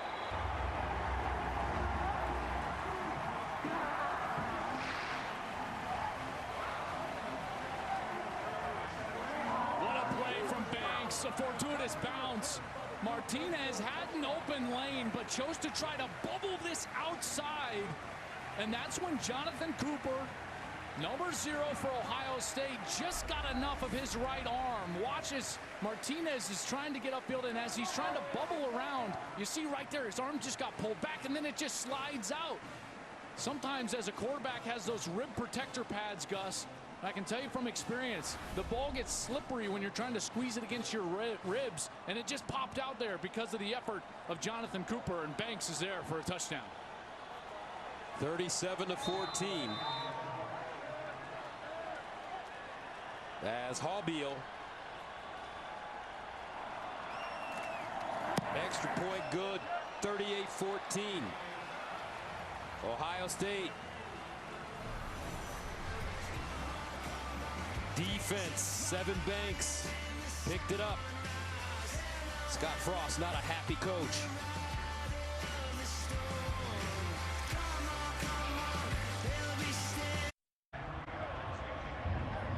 The world-famous Ohio State Buckeyes starting to steamroll now.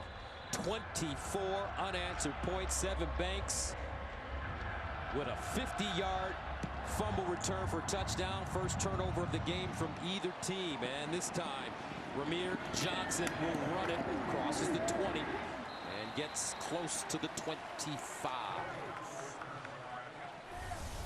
Now, no matter where you're watching from this season, we're celebrating fans everywhere. Sponsored by Dr. Pepper, the official drink of Fansville. Look at that little guy right there, number 0. He's handsome. He's ready. 1,500 friends and family for Ohio State in attendance. 500 fans for Nebraska allowed to attend the game. First down at the 24. Robinson crosses. Here's a handoff. Near side, Mills. And he'll get 9 on the play as he runs out of bounds. Sean Wade defensively for the Buckeyes. And fumbles now continue to plague Adrian Martinez. He has 21 fumbles in his career, lost 10 of them, and put it on the ground again on that last series. And again, you know, it wasn't forceful contact, Gus. It seemed to be that he was just trying to do a little too much. Jonathan Cooper pulled that right arm back. But that's just a back break. You can't have those plays if you want to come in here and beat Ohio State. Ohio State is way too talented. And as we've already seen, they will capitalize on mistakes, and they certainly have here today to the tune of a 38-14 lead. Nebraska 5-7 a year ago, 3-6 in conference play. And this time it's Tompkins. Ronald Tompkins, redshirt freshman from Longville, Georgia. And it's going to take time for this Nebraska team. As we mentioned, Scott Frost, a lot of addition by subtraction. He got rid of some guys, but the university, they are confident that he can rebuild this team from the high school system. Yeah, probably a little bit of a, I would say, a bigger rebuild than even Scott realized when he got to Nebraska, and he's working on that culture, believes that they have a really positive culture going. He knows that the schedule is going to be difficult this year, however. Martinez running down the sideline. Nice run as he gets out of bounds. Didn't pick up the first in front of Marcus Williamson. So what you're seeing from Ohio State is, yeah, a lot of pros played on this team last year and left, but these young men from Ohio State are saying, yeah, we're pros too. Well, and that's how it's been for the last few years. Obviously, we know the pedigree at defensive end, but it's the same in the defensive secondary. All those secondary players getting selected in the first round. Martinez. Ooh, hit it. And he drops it off. Tompkins. First down. A lot of hard hitting going on the field, folks. And they are flying around. And really credit Martinez there for finding an open spot to get that completion down the field and continue to move the chains. This is a better version of Nebraska's offense than what we saw a year ago. And I know they're not overly dynamic at the wide receiver position, but their offensive line has played pretty well today. First down. Martinez dancing in the pocket, decides to run, has a first down and more, hits the sideline, gets a block, down the sideline, and tiptoes out of bounds inside the 10.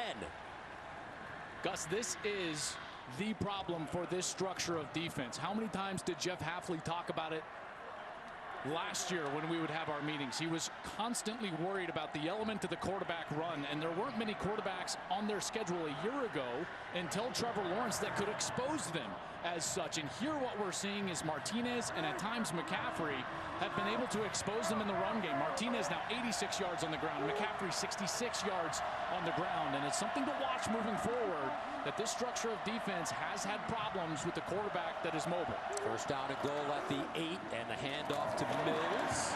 We'll get inside the 5. Did you read what Nick Saban said this week? Yeah. About defense in college football. I thought he was really on point. He basically said, no longer are the days where you can just go win a championship because you've got great defense. You know, great offense in the modern day of college football is going to beat great defense, and that's in large part due to the spread style of attack that neutralizes the numbers.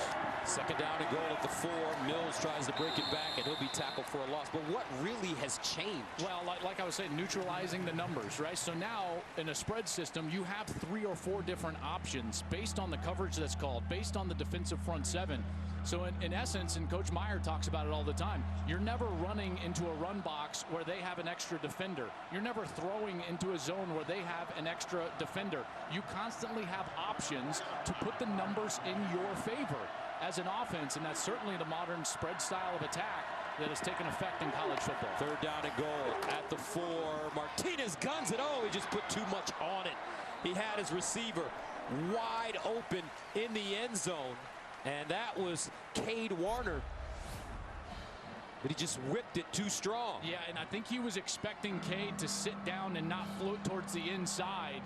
And Warner certainly has to grab that. He's wide open. I know it was a little hot, but Cade is a good enough player and certainly had enough catches in high school. 240. One of them was a state record in Arizona, and he should have had that one. Remember, that's Kurt Warner's son, the legendary NFL Hall of Famer from the St. Louis Rams. Here's the field goal by Connor Culp, and it's good. So Nebraska puts points on the board. 38-17.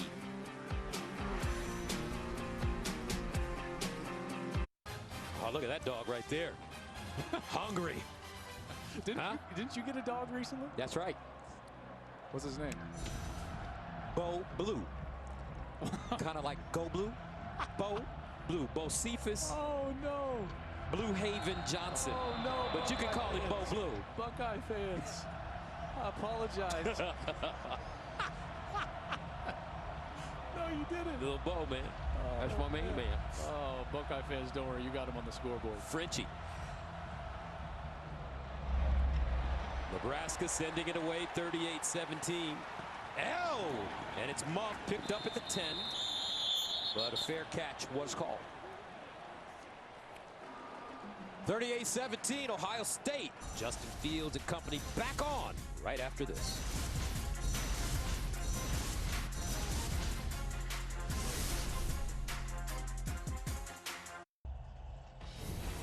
Nebraska and Ohio State are recognizing some of their history this season. The Cornhuskers are wearing a decal on their helmet honoring George Flippin, the first African-American to play football at the school. And as for the Buckeyes, they have started the tradition of presenting the number 0 jersey, or Block O jersey, in honor of Bill Willis. He played for the Buckeyes, went on to become one of the first 2 African-Americans to play football professionally. His number 99 retired here. And what an honor for 5th-year defensive end Jonathan Cooper. He said, "This honor, it's special to me. It doesn't just represent me, it represents a great man, and I will remember it every time I put the jersey on." Oh, terrific story.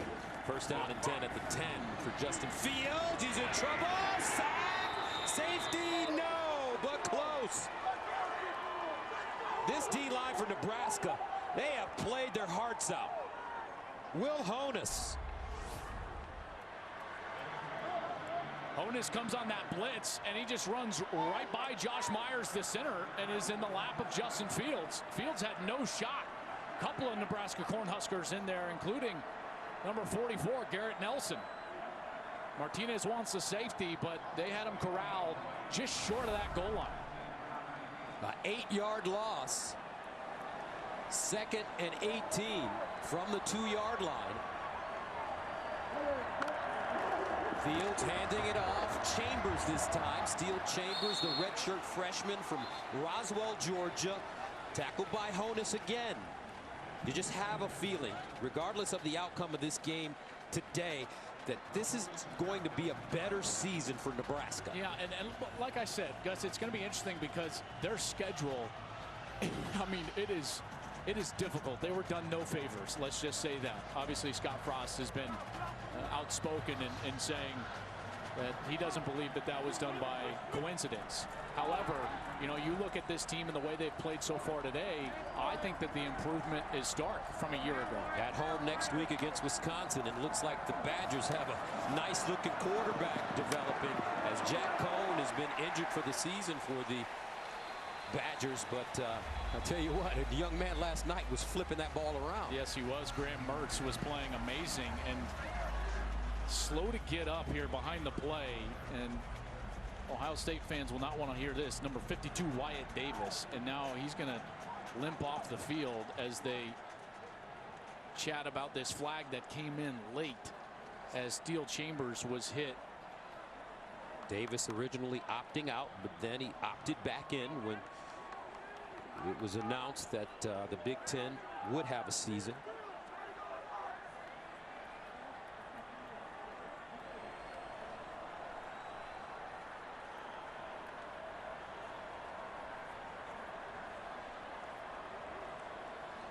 Yeah, I wouldn't be surprised if they picked this flag up. The way that that play ended, Chambers got hit. His location totally changed. There seemed to be what I would say is kind of incidental contact, potentially high. Personal foul. Targeting. Defense number 6. The previous play is under further review. You know, I don't know. This is going to get called on Quentin Newsome. And watch Dismuke. Okay, see, Actually, here's the problem. Is he lowers his head. Actually, it was number 5, Cam Taylor-Britt. And he led and initiated contact with the crown. See, I thought he initiated contact with the shoulder based on the angle that I had. The targeting review is on number 5 of the defense. And I think Cam knows that his day is over. Yeah, did you see? And remember, this is I think a great difference from earlier. Remember when we had the review against JoJo Domann and he was kept in the game because he led with his head to the side, hit with the shoulder just below the head and neck area. Here it's pretty clear Taylor-Britt lowers his head, watch this, and the contact is to the head or neck with the crown. And that's the point. As soon as it happens with the crown, I think that this is probably going to be upheld in review. Cam Taylor-Britt, 3rd nationally last year with 4 forced fumbles, which were the most by a Husker in 20 years. Named honorable mention, all Big Ten. Mike Pereira is with us. Rulebooks, what do you got? Well, you know, I like to agree with Joel all the time, and I probably should here. But remember now, you're talking about all the elements. You're talking about attacking. You know, you're not talking about, obviously, a defensive receiver here. Now, we know that the crown is the crown, and he does kind of lead. Is it that attacking motion? I thought, like you, Joel, at first it was shoulder. The ruling on the field of targeting against number 5 has been confirmed. Number 5 for Nebraska has been disqualified from the game. Will enforce 15 yards from the dead ball spot. First down. Michael, finish, please. And you know, again here, to me, I'd like to see more of an attacking motion here. You know, and we know we've always lived on this. You know, is it a severe one? Is it too much of a penalty to be disqualified? But here, just dropping, and to me, it's just not forcible enough to think it's a foul. But that's what you're looking at now as you try to eliminate these types of hits. But I'd still fall on the sword of saying I don't really agree with the call. That's going to hurt next week as they have to face Wisconsin and their up-and-coming rising star that we were just talking about, Graham Mertz. Graham Mertz, 20 of 21, threw the ball incredibly well yesterday night. Fields steps up and slides down. Because now Cam Taylor-Britt, number 5, who is, like you were talking about, partner, very experienced playmaker, disruptive player for that Nebraska team, is going to have to sit out the first half of next week against Wisconsin. So a major blow to the defense, and in particular when you have a year where you only have 8 games, this targeting foul becomes even more penal for those that are disqualified. Steel Chambers. And Steel Chambers gains a yard. Will Honus with the tackle. Cam Taylor-Britt just almost in tears on the Nebraska sideline. That's why I would love to see college football do the right thing and increase the levels of targeting and make 2 categories, Gus, so that when we have the egregious style targetings when they're launching and really putting people at danger. Like face mask. Well, they don't have that anymore. There's just 1 category of face mask, but they used to, and they did away with it. So now, if you're really attacking, and putting people in danger, launching with the crown of your helmet, I understand disqualifying that player. But when it's bang bang and incidental, the penal nature of this foul, especially in an 8-game season, I just think that we do the players a disservice by making it this way, and I don't know if it's going to change.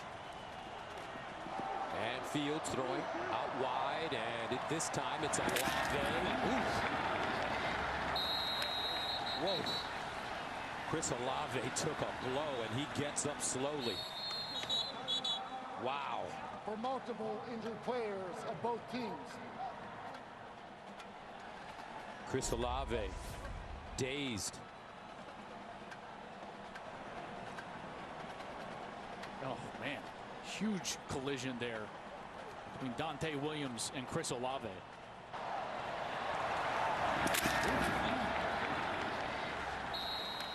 Wow. You have the element as well as those chasers for Nebraska who kind of create momentum as well going into Williams. And man, that ball, by the way, looked like it was out, and a clear recovery in the normal course of action by Nebraska. They may take a look at that because Olave, unfortunately, looked like he dropped the ball as soon as that contact took place, and you can see why.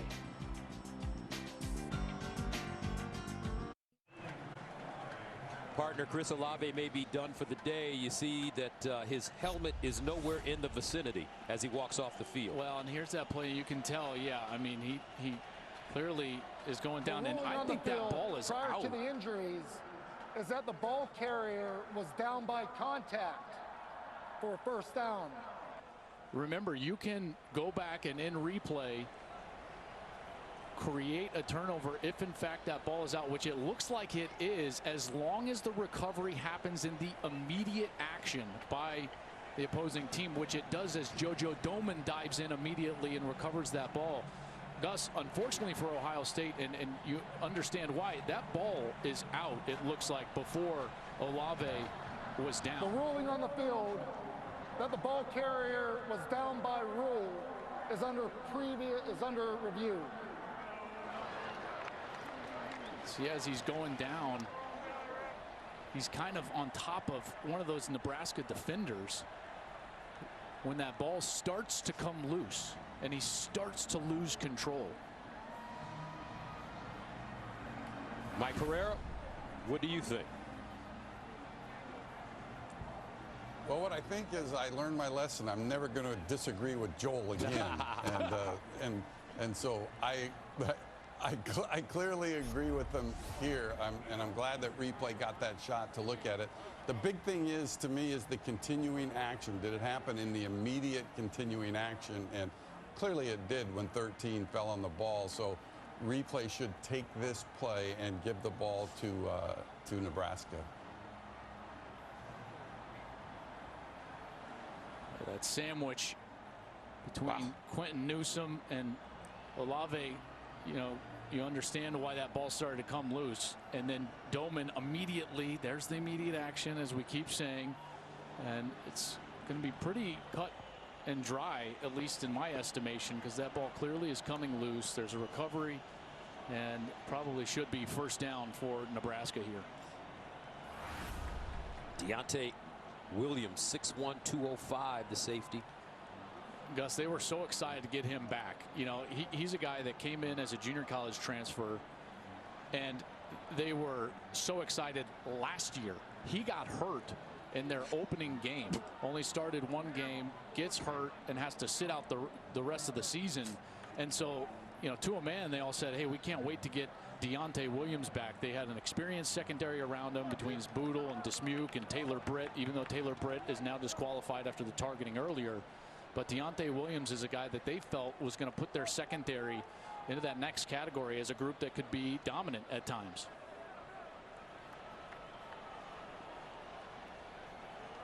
Thankfully, Chris Olave came out of that medical tent, but doesn't look like he's got his helmet near him. After further review, the ball carrier fumbled the ball, and it was recovered by number 13 of Nebraska in the immediate continuing action. It'll be Nebraska's ball, 1st and 10 at the 21-yard line. Well, partner, you've said it, I don't know how many times, but this defense for Nebraska, you know, they look different this year. They're flying around. They're more physical. Their defensive line has done a nice job, in particular with a lot of new faces up there, and they're doing a nice job. Here's the run from McCaffrey in the quarterback. Flag on the play.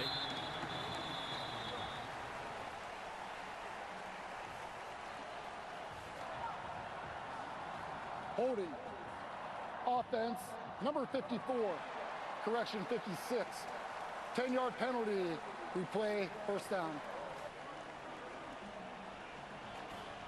Bo Wilson, that left guard. And this is exactly what we talked about earlier. You know, Nebraska is not going to be built to be off schedule, in particular against Ohio State. There's that right hand that he's pulling Haskell Garrett. And boy, how good has Haskell Garrett been today? In particular after he's been awesome. That scary injury over the offseason. If you don't know, Haskell Garrett was actually shot in the face. Bullet goes through both cheeks in a very scary incident, and he's back on the field doing big things for the Buckeyes. And happy that he is.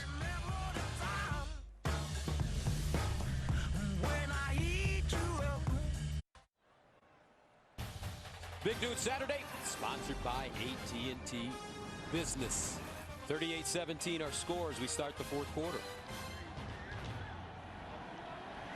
Nebraska 1st down and 20 at the 11. Martinez back in at quarterback. Drops it off, Robinson.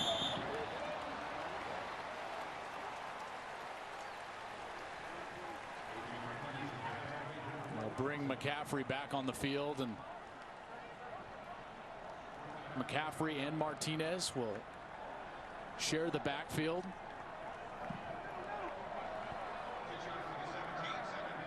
McCaffrey at running back now.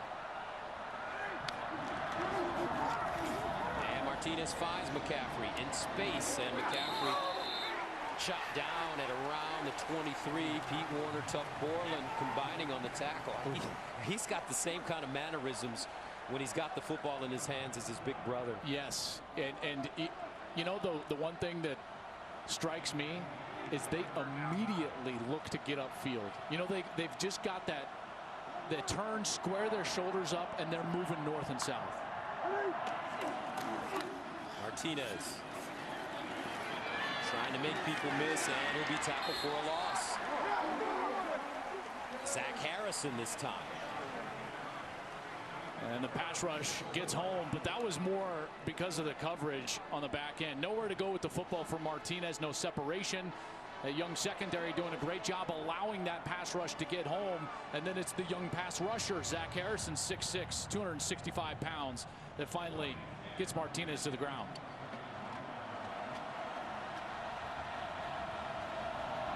Garrett Wilson is the deep man. Christie. Line drive. Bounce picked up. Wilson inside Nebraska territory, and he'll fall forward at the 42. Nice run by Garrett Wilson. What a great all-around game for the young man. Out of Lake Travis in Austin, Texas. Back after this.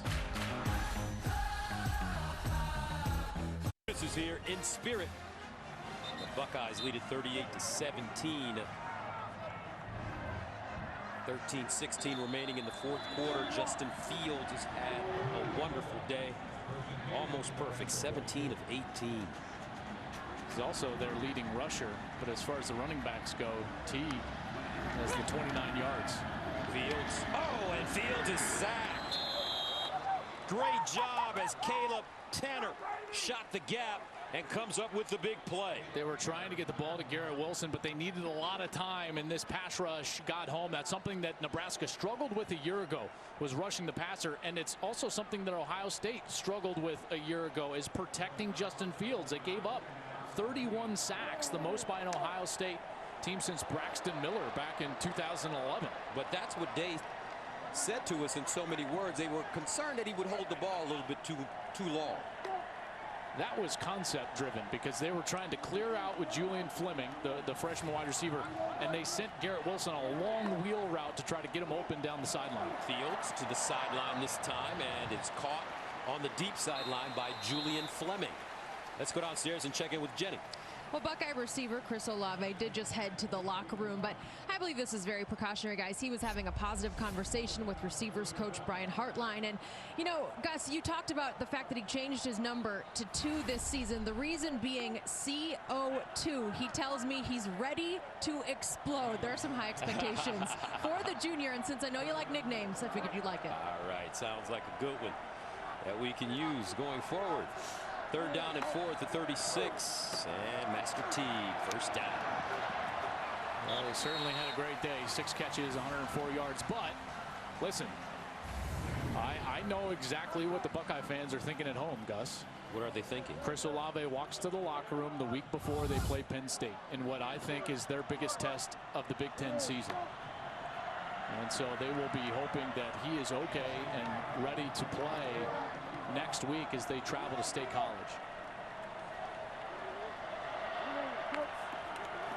Here's a handoff. And not a lot. Nothing, rather. Ty Robinson with the tackle for the loss. Boy, I like Ty Robinson a lot. And the coaching staff for Nebraska talked glowingly about the young defensive lineman. 6'6", 310 pounds. He's a redshirt freshman. And he's a guy that they feel like is going to be a really good player for them in the future. There's a lot of those young players littered around this roster for Nebraska. Over 70 players are freshmen or sophomores on this roster. Fields pulls it out, drops it down. Whoa! Flag on the play. Ball intended for Smith in Jigba. But Deontay Williams comes up and dislodges the football, and there is a flag, and let's hope it's not another targeting call against the Cornhuskers. Personal foul, targeting, defense number 8. The previous play is under further review. Well, he lines him up here, and this ball was totally telegraphed by Fields across the middle. As he's rolling out, he's trying to get the ball to the freshman. And here he's going to go in and he's going to try to go low. Listen, he's trying to go low and lead with his shoulder. He does launch. There's the indicator for launch. And Jackson Smith and Jigba is a defenseless player. So any forcible contact to the head or neck area is going to uphold this targeting. Scott Frost hates the call. I think this is close. And this is part of the problem with targeting, is that it incentivizes quarterbacks to put the ball in places that is harmful for their wide receivers. You know, in the past, Gus, you would never throw that ball as a wide receiver because you would be... After further review, the ruling on the field of targeting is confirmed. Number 8 is disqualified from the game. This is too much. This is too much, Joel. I mean, disagree with that call. He is doing everything he can to go low. I know it looks bad, but he's trying to go under the head or neck area. He's trying to lead with his shoulder. Hey, college football, what do you want him to do? Exactly. What do you want him to do? What can he do? You can't go two-hand touch on that. That is a poor call, and now Nebraska's defensive secondary is decimated, not only for the remainder of this game, but also for the first half of the Wisconsin game, which just proved a night ago that they're one of the better passing teams in this conference with a young quarterback in Graham Mertz that went 20 of 21. That is a poor call and a bad rule in the college football landscape. So now Cam Taylor-Britt and Deontay Williams have been ejected from this game. First down and 10 at the 17. And Buckeye fans know exactly what I'm talking about. Oh, man, from do last they. year. They certainly do. So now Fields takes his time. From the Nebraska 17, here's the handoff. T down the sideline. And he's upended and dropped by Boodle. Gus, I want to bring in Mike Pereira because this is not just me saying this. Mike, you agree with what I'm talking about here? Yeah, I certainly do. I like the rule, but to me that's more shoulder to shoulder. If you watch the head, it goes forward, not back. You have to confirm all elements, and to me it's just not targeting. Jeremy Ruckert with the catch. Appreciate it, Mike.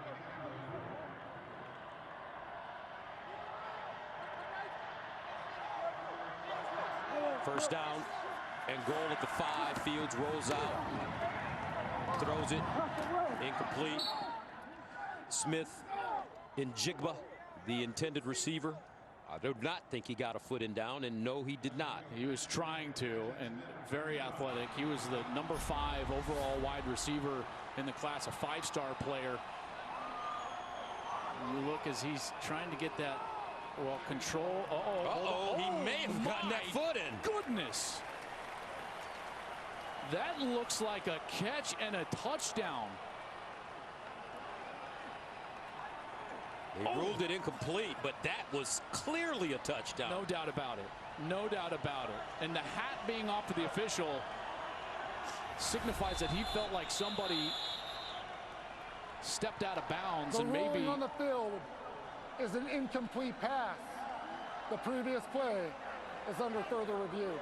Well, he clearly, look, they know it too. He clearly has control of that ball and gets his right foot down. No one's going to dispute that. So I think at this point, because the hat was off from the official, the only question I have, Gus, is did he step out of the back of the end zone before coming over to catch it? Didn't look like it. It didn't look like it to me either. This is, look, control, now a body part down, and that, goodness.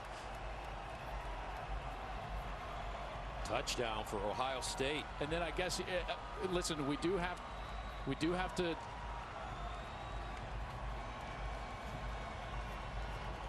Yeah, nowhere close to being out of bounds, and the official's hat was off for the opposite side. Jackson Smith in Jigba caught 5,346 yards worth of passes at Rockwell High School in Texas. 82 of them for touchdowns. I mean, that's incredible. He was the Texas 6A Player of the Year.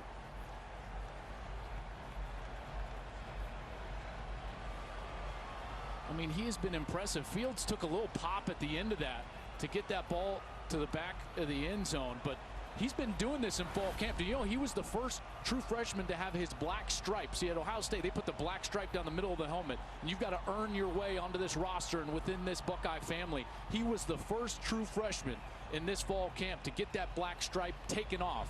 And it's almost like a rite of passage, Gus, and you can tell why with plays like that. After further review, the receiver's right foot was down in the end zone with possession of the ball. It is reversed to a touchdown. Wow, man, I tell you what, man, this guy can play. He's playing in the slot. He's kind of backing up Garrett Wilson. This is real speed. Watch this. Oh, just slide his foot back. In Jigba. Oh my goodness. Getting jiggy with it.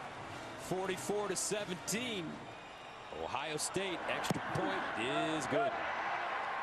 Buckeyes started slowly, but here they come. 45-17. Welcome back to Ohio Stadium. 45-17.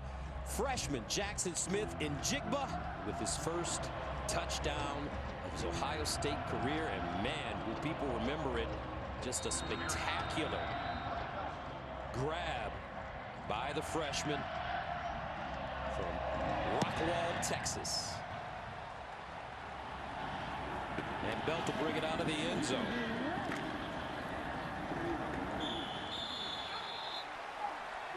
Change that.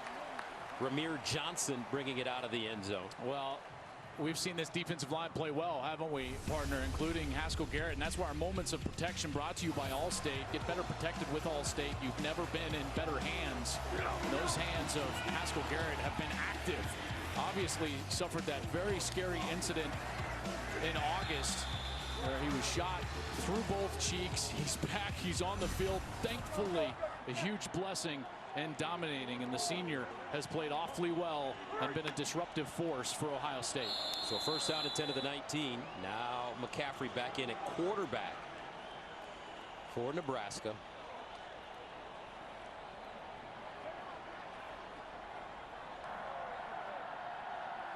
Offside with contact. Defense number 48. That's a 5-yard penalty. First down. It's Cage. Cage on that first clap just goes off, draws the movement from the offensive line. Easy call. These are important reps for this defense, Gus.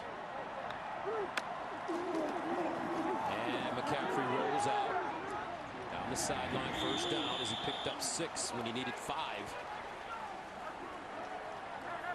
And the reason I say that is because there's a lot of these guys in the back end, in the secondary, and up front that they're going to be trying to establish depth. I think these are big snaps for a guy like Josh Proctor, who's the free safety right now, as he's trying to take over in that Fuller spot, who was excellent last year at the safety spot. High snap handle by McCaffrey. He'll deliver down the field and complete to Robinson. I have a feeling, and I don't know how you feel about this, partner, as McCaffrey, the last 9:23 of this fourth quarter, this may be the changing of the guard we're seeing right now at quarterback for Nebraska. Well, I think what this does is it gives Scott Frost and his coaching staff a real apples to apples comparison where they can go and further evaluate this quarterback. Look at him break, contain, and incomplete. Intended for Vokalek and Dallas Gant there. Martinez ready to come back in the game. I stand corrected. Well, and remember now, they've got this kind of purposeful deal when they're trying to get both of them on the field because they feel like Martinez and McCaffrey are 2 of their best 11 that they can play on offense. And you can see that based on the total yardage, 282 for them and next to nothing for the rest of the team. Second down and 10. And they'll hand it off. Tompkins outside. Lowers his shoulder. Goes out of bounds. Josh Proctor defensively for the Buckeyes. See, those are the plays that I'm watching for from Proctor. Because how many times did we do the games? Well, first of all, I felt like we did all the Ohio State games last year, but it was Fuller coming up to make those tackles. Gus, I mean, he was one of the best tacklers, in particular in the open field, in all of college football, and that's what they're going to be asking Proctor to do, and at times Marcus Hooker as well. And the best man is going to have to be a huge part of this defense moving forward. Option, a pitch, Tompkins, first down, Nebraska. Gus, this is textbook option from a quarterback. Watch as McCaffrey is going to attack the outside shoulder quickly of the pitch key and then pitch it. See, he gets him to commit and then he pitches the ball outside.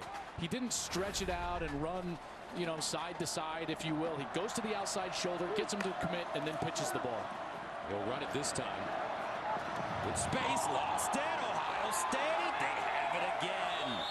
Second forced fumble of the game. Josh Proctor covers it up. And Ohio State has the ball.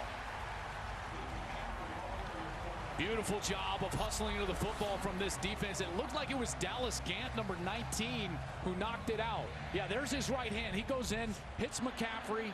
Poor ball security from McCaffrey there in traffic, and Proctor's there for the recovery. Great hustle from the Buckeye defense. Gus, the Silver Bullets, they look to be reloading here in Columbus.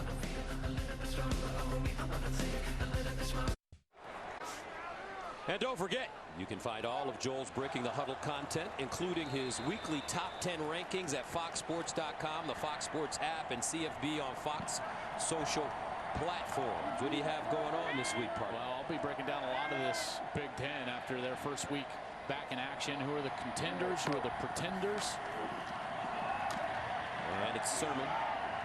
Sermon picks up first. Still on the move and finally tripped up by Dismuke. I'm surprised Justin Fields is still on the field right now. 45-17, 7 minutes and 40 seconds left. Now this is probably Gunnar Hoke time, or even one of those two young players.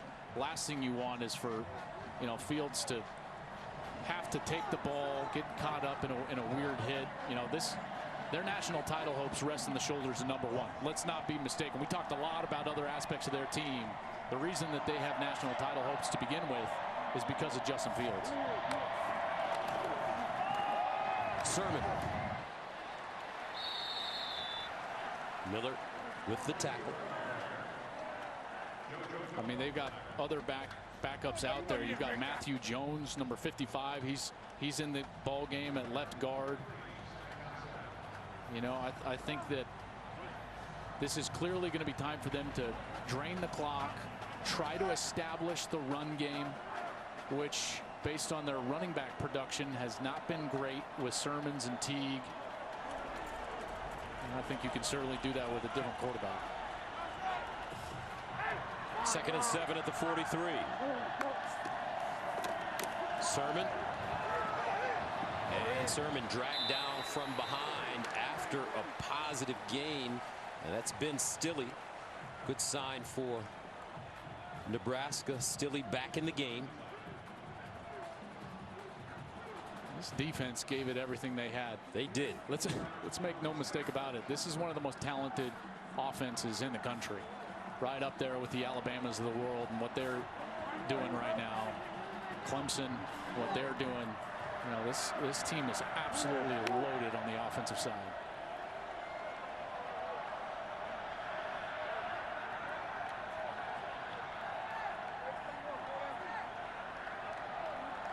Third down and 3.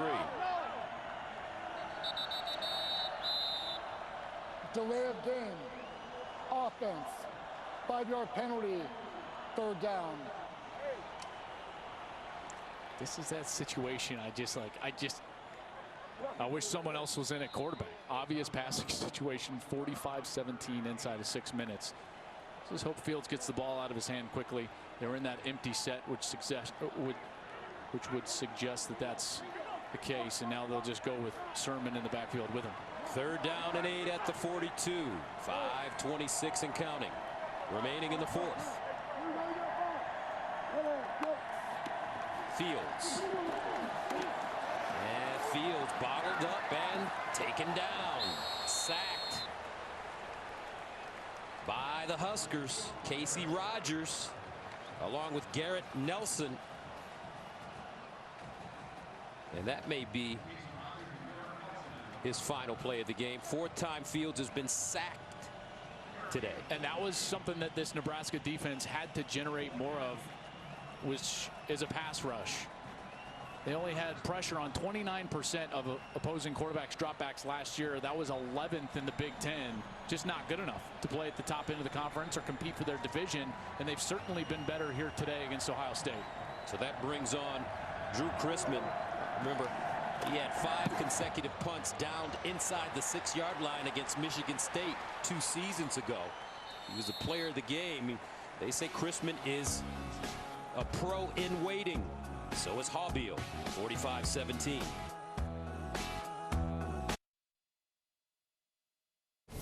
While there may not be bodies in the stadium, their spirits are here with you. Your family, your friends, everybody, because they're watching anyways. They're somewhere, and they're going to watch you play in the stadium. And for Coach Day, you know who the most important person that is not in the stadium watching him? Who's that? His son, RJ, who grew 6 inches during the offseason. Folks, he's a quarterback as McCaffrey goes down. I've missed seeing her. He always comes up to the booth. He does. You know? Good kid. And some of the spirits in this place. I love the cardboard cutouts. We miss you, fans. Can't wait for you to come back. Far side caught. And this time it's Raftel.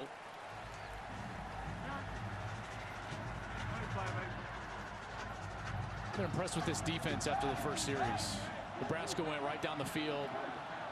And then after that, they locked them down, and in large part due to that defensive line in front seven. McCaffrey trying to run it now. It'll be lucky to get back to the line of scrimmage. I think one of the strengths of this team is their experience at linebacker. And I know they're not in the game now, but between Pete Warner and Tuff Borland, they have played what feels like, because we've done a lot of the games, feels like they've played a million games for Ohio State. And Baron Browning, also a guy that's been in this program for a long time, came in as a highly rated 5-star player, #1 outside linebacker. And Kerry Combs has some talented guys, and they're just going to need to find their way, get the experience. And he said it perfectly, Gus, yesterday when he said, listen, yeah, we're young, and guess what? We got some guys that are nervous about tomorrow because they've got big shoes to fill. Wilson, who's had a great day. And it's down inside Nebraska territory. Tonight on Fox, it's Game 4 of the World Series. Catch Mookie Betts, Cody Bellinger, and the Dodgers as they take on the Rays. Coverage begins at 7 Eastern on Fox and the Fox Sports app. Starting pitchers for this evening's game. Game 4. Dodgers up 2-1. Yeah, it's been a good series. I've enjoyed it. I'm partial, though. Why? Because I just love watching Mookie Betts play the sport. Plays with a joy and a passion and a flair. You know, I know Mike Trout is widely considered the best player in the game, but boy, Mookie Betts is making a strong push with what he's been able to do. And even when he's not on fire at the plate, he affects the game on the base pass, plays great defense, fun to watch. And new quarterback in for Ohio State, Jack Miller, the freshman from Scottsdale, Arizona. And this is Xavier Johnson, sophomore from Cincinnati, running it. Let's check in with Jenny. Earlier in the broadcast, you guys were giving Zooms a hard time. Can you imagine having to Zoom with your strength coach? So that was the situation for Ohio State. I had a chance to catch up with Coach Mick. Now, he told me this was the most challenging time in his career, but he gave all the credit to his players. So committed. They were using an app to make sure they could handle all of the weightlifting. Miller out of bounds at the 10. Continue, Jenny. And as for Coach Mick, he said, you know, this is a player-led thing. I didn't have to worry too much about the guys because they were so committed. And we keep going back to that unfinished business. I know Justin Fields done for the day, but he said to me he's got a look in his eye. It inspires me, and it inspires this whole team. All right, Jenny, thank you very much. First down for Ohio State with Jack Miller in. You know, everybody was interested to see which of these two young quarterbacks would hit the field first, Jack Miller and C.J. Stroud. They have been very careful to, you know, they pulled the black stripes off at the same time. They didn't release a depth chart, and Buckeye Nation was wondering which of these two guys was going to hit the field first, and they told us, listen, it's been neck and neck between Miller and C.J. Stroud. And so Miller gets his first chance, and nice run there on the left side during Jenny's report. Gained 21 yards, and another run by Xavier Johnson. Well, Gus, 45-17. Minute 20 left. A lot of interested parties right now. I believe the line was 28, if I'm not mistaken, as you take a look at what's coming up. Obviously, huge games next week. Wisconsin for these Nebraska Cornhuskers. That's on FS1, and then a huge one there in State College as Penn State will host Ohio State in a top 10 matchup. Third down and 3 at the 5. Can Ohio State get in? And they'll be short of the first down with Johnson with 50 seconds to go. Oh, it's a big call. Yeah, it is. Do you think coaches are aware of? I don't think they are. Spreads and things like that. You can call me, you know, naive.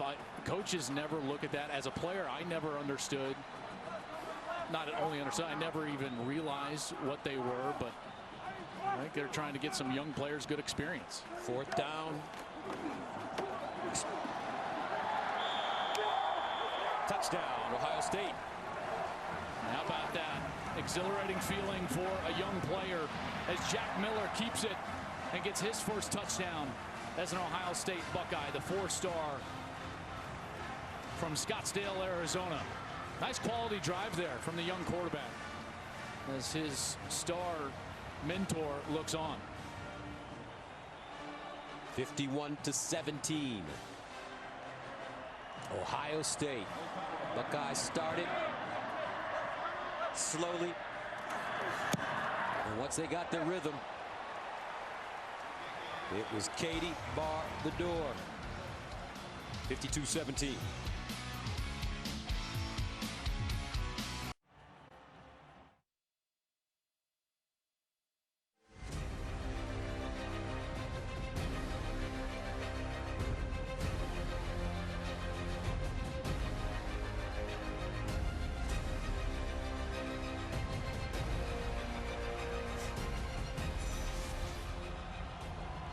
Ohio State Buckeyes, 5th-ranked team in the nation, will start their season 1-0 with this season-opening win against Nebraska. Up next, they will be at Penn State. Huge game. Johnson running it back, and he's down before he gets to the 15 with 13 seconds to play. You know, in the waning moments here, I would just make a plea if you would allow me. And you know, that defense for Nebraska, they had a couple of calls go against them, and on what could be considered questionable targeting fouls. One, their starting safety, a guy that they're going to rely on, Dante Williams.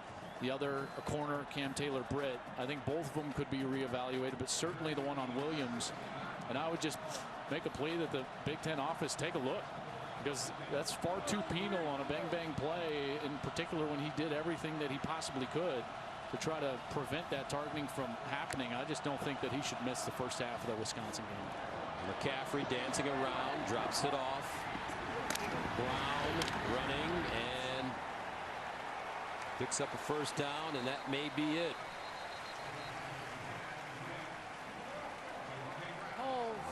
And timeout. Nebraska calls a timeout. You know why? Why? Because football is a reps business, right? And reps in live game situation are priceless, in particular for a young quarterback. And Scott Frost knows it.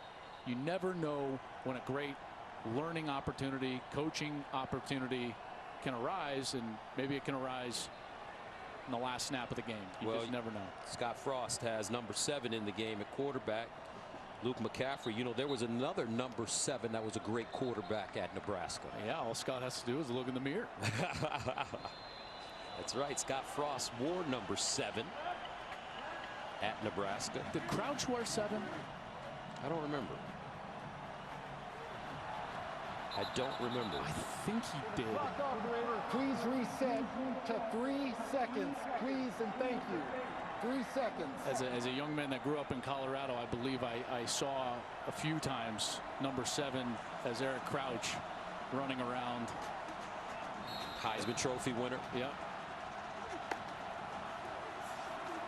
Here's McCaffrey. Final play of the game. Swings it out wide. Johnson. And that's it. 52-17 the final. 5th-ranked Ohio State defeats Nebraska. Partner, your final thoughts? It's a real talented team, and it wasn't perfect for Ohio State, but I got to tell you what, that is a really good football team that is certainly going to push for those aspirations of potentially going to the playoff and compete for a national championship. The final score, 52-17. Ohio State starts the season off on a good note. We will have more post-game coverage from Rob and the guys right here from the Shoe after this break.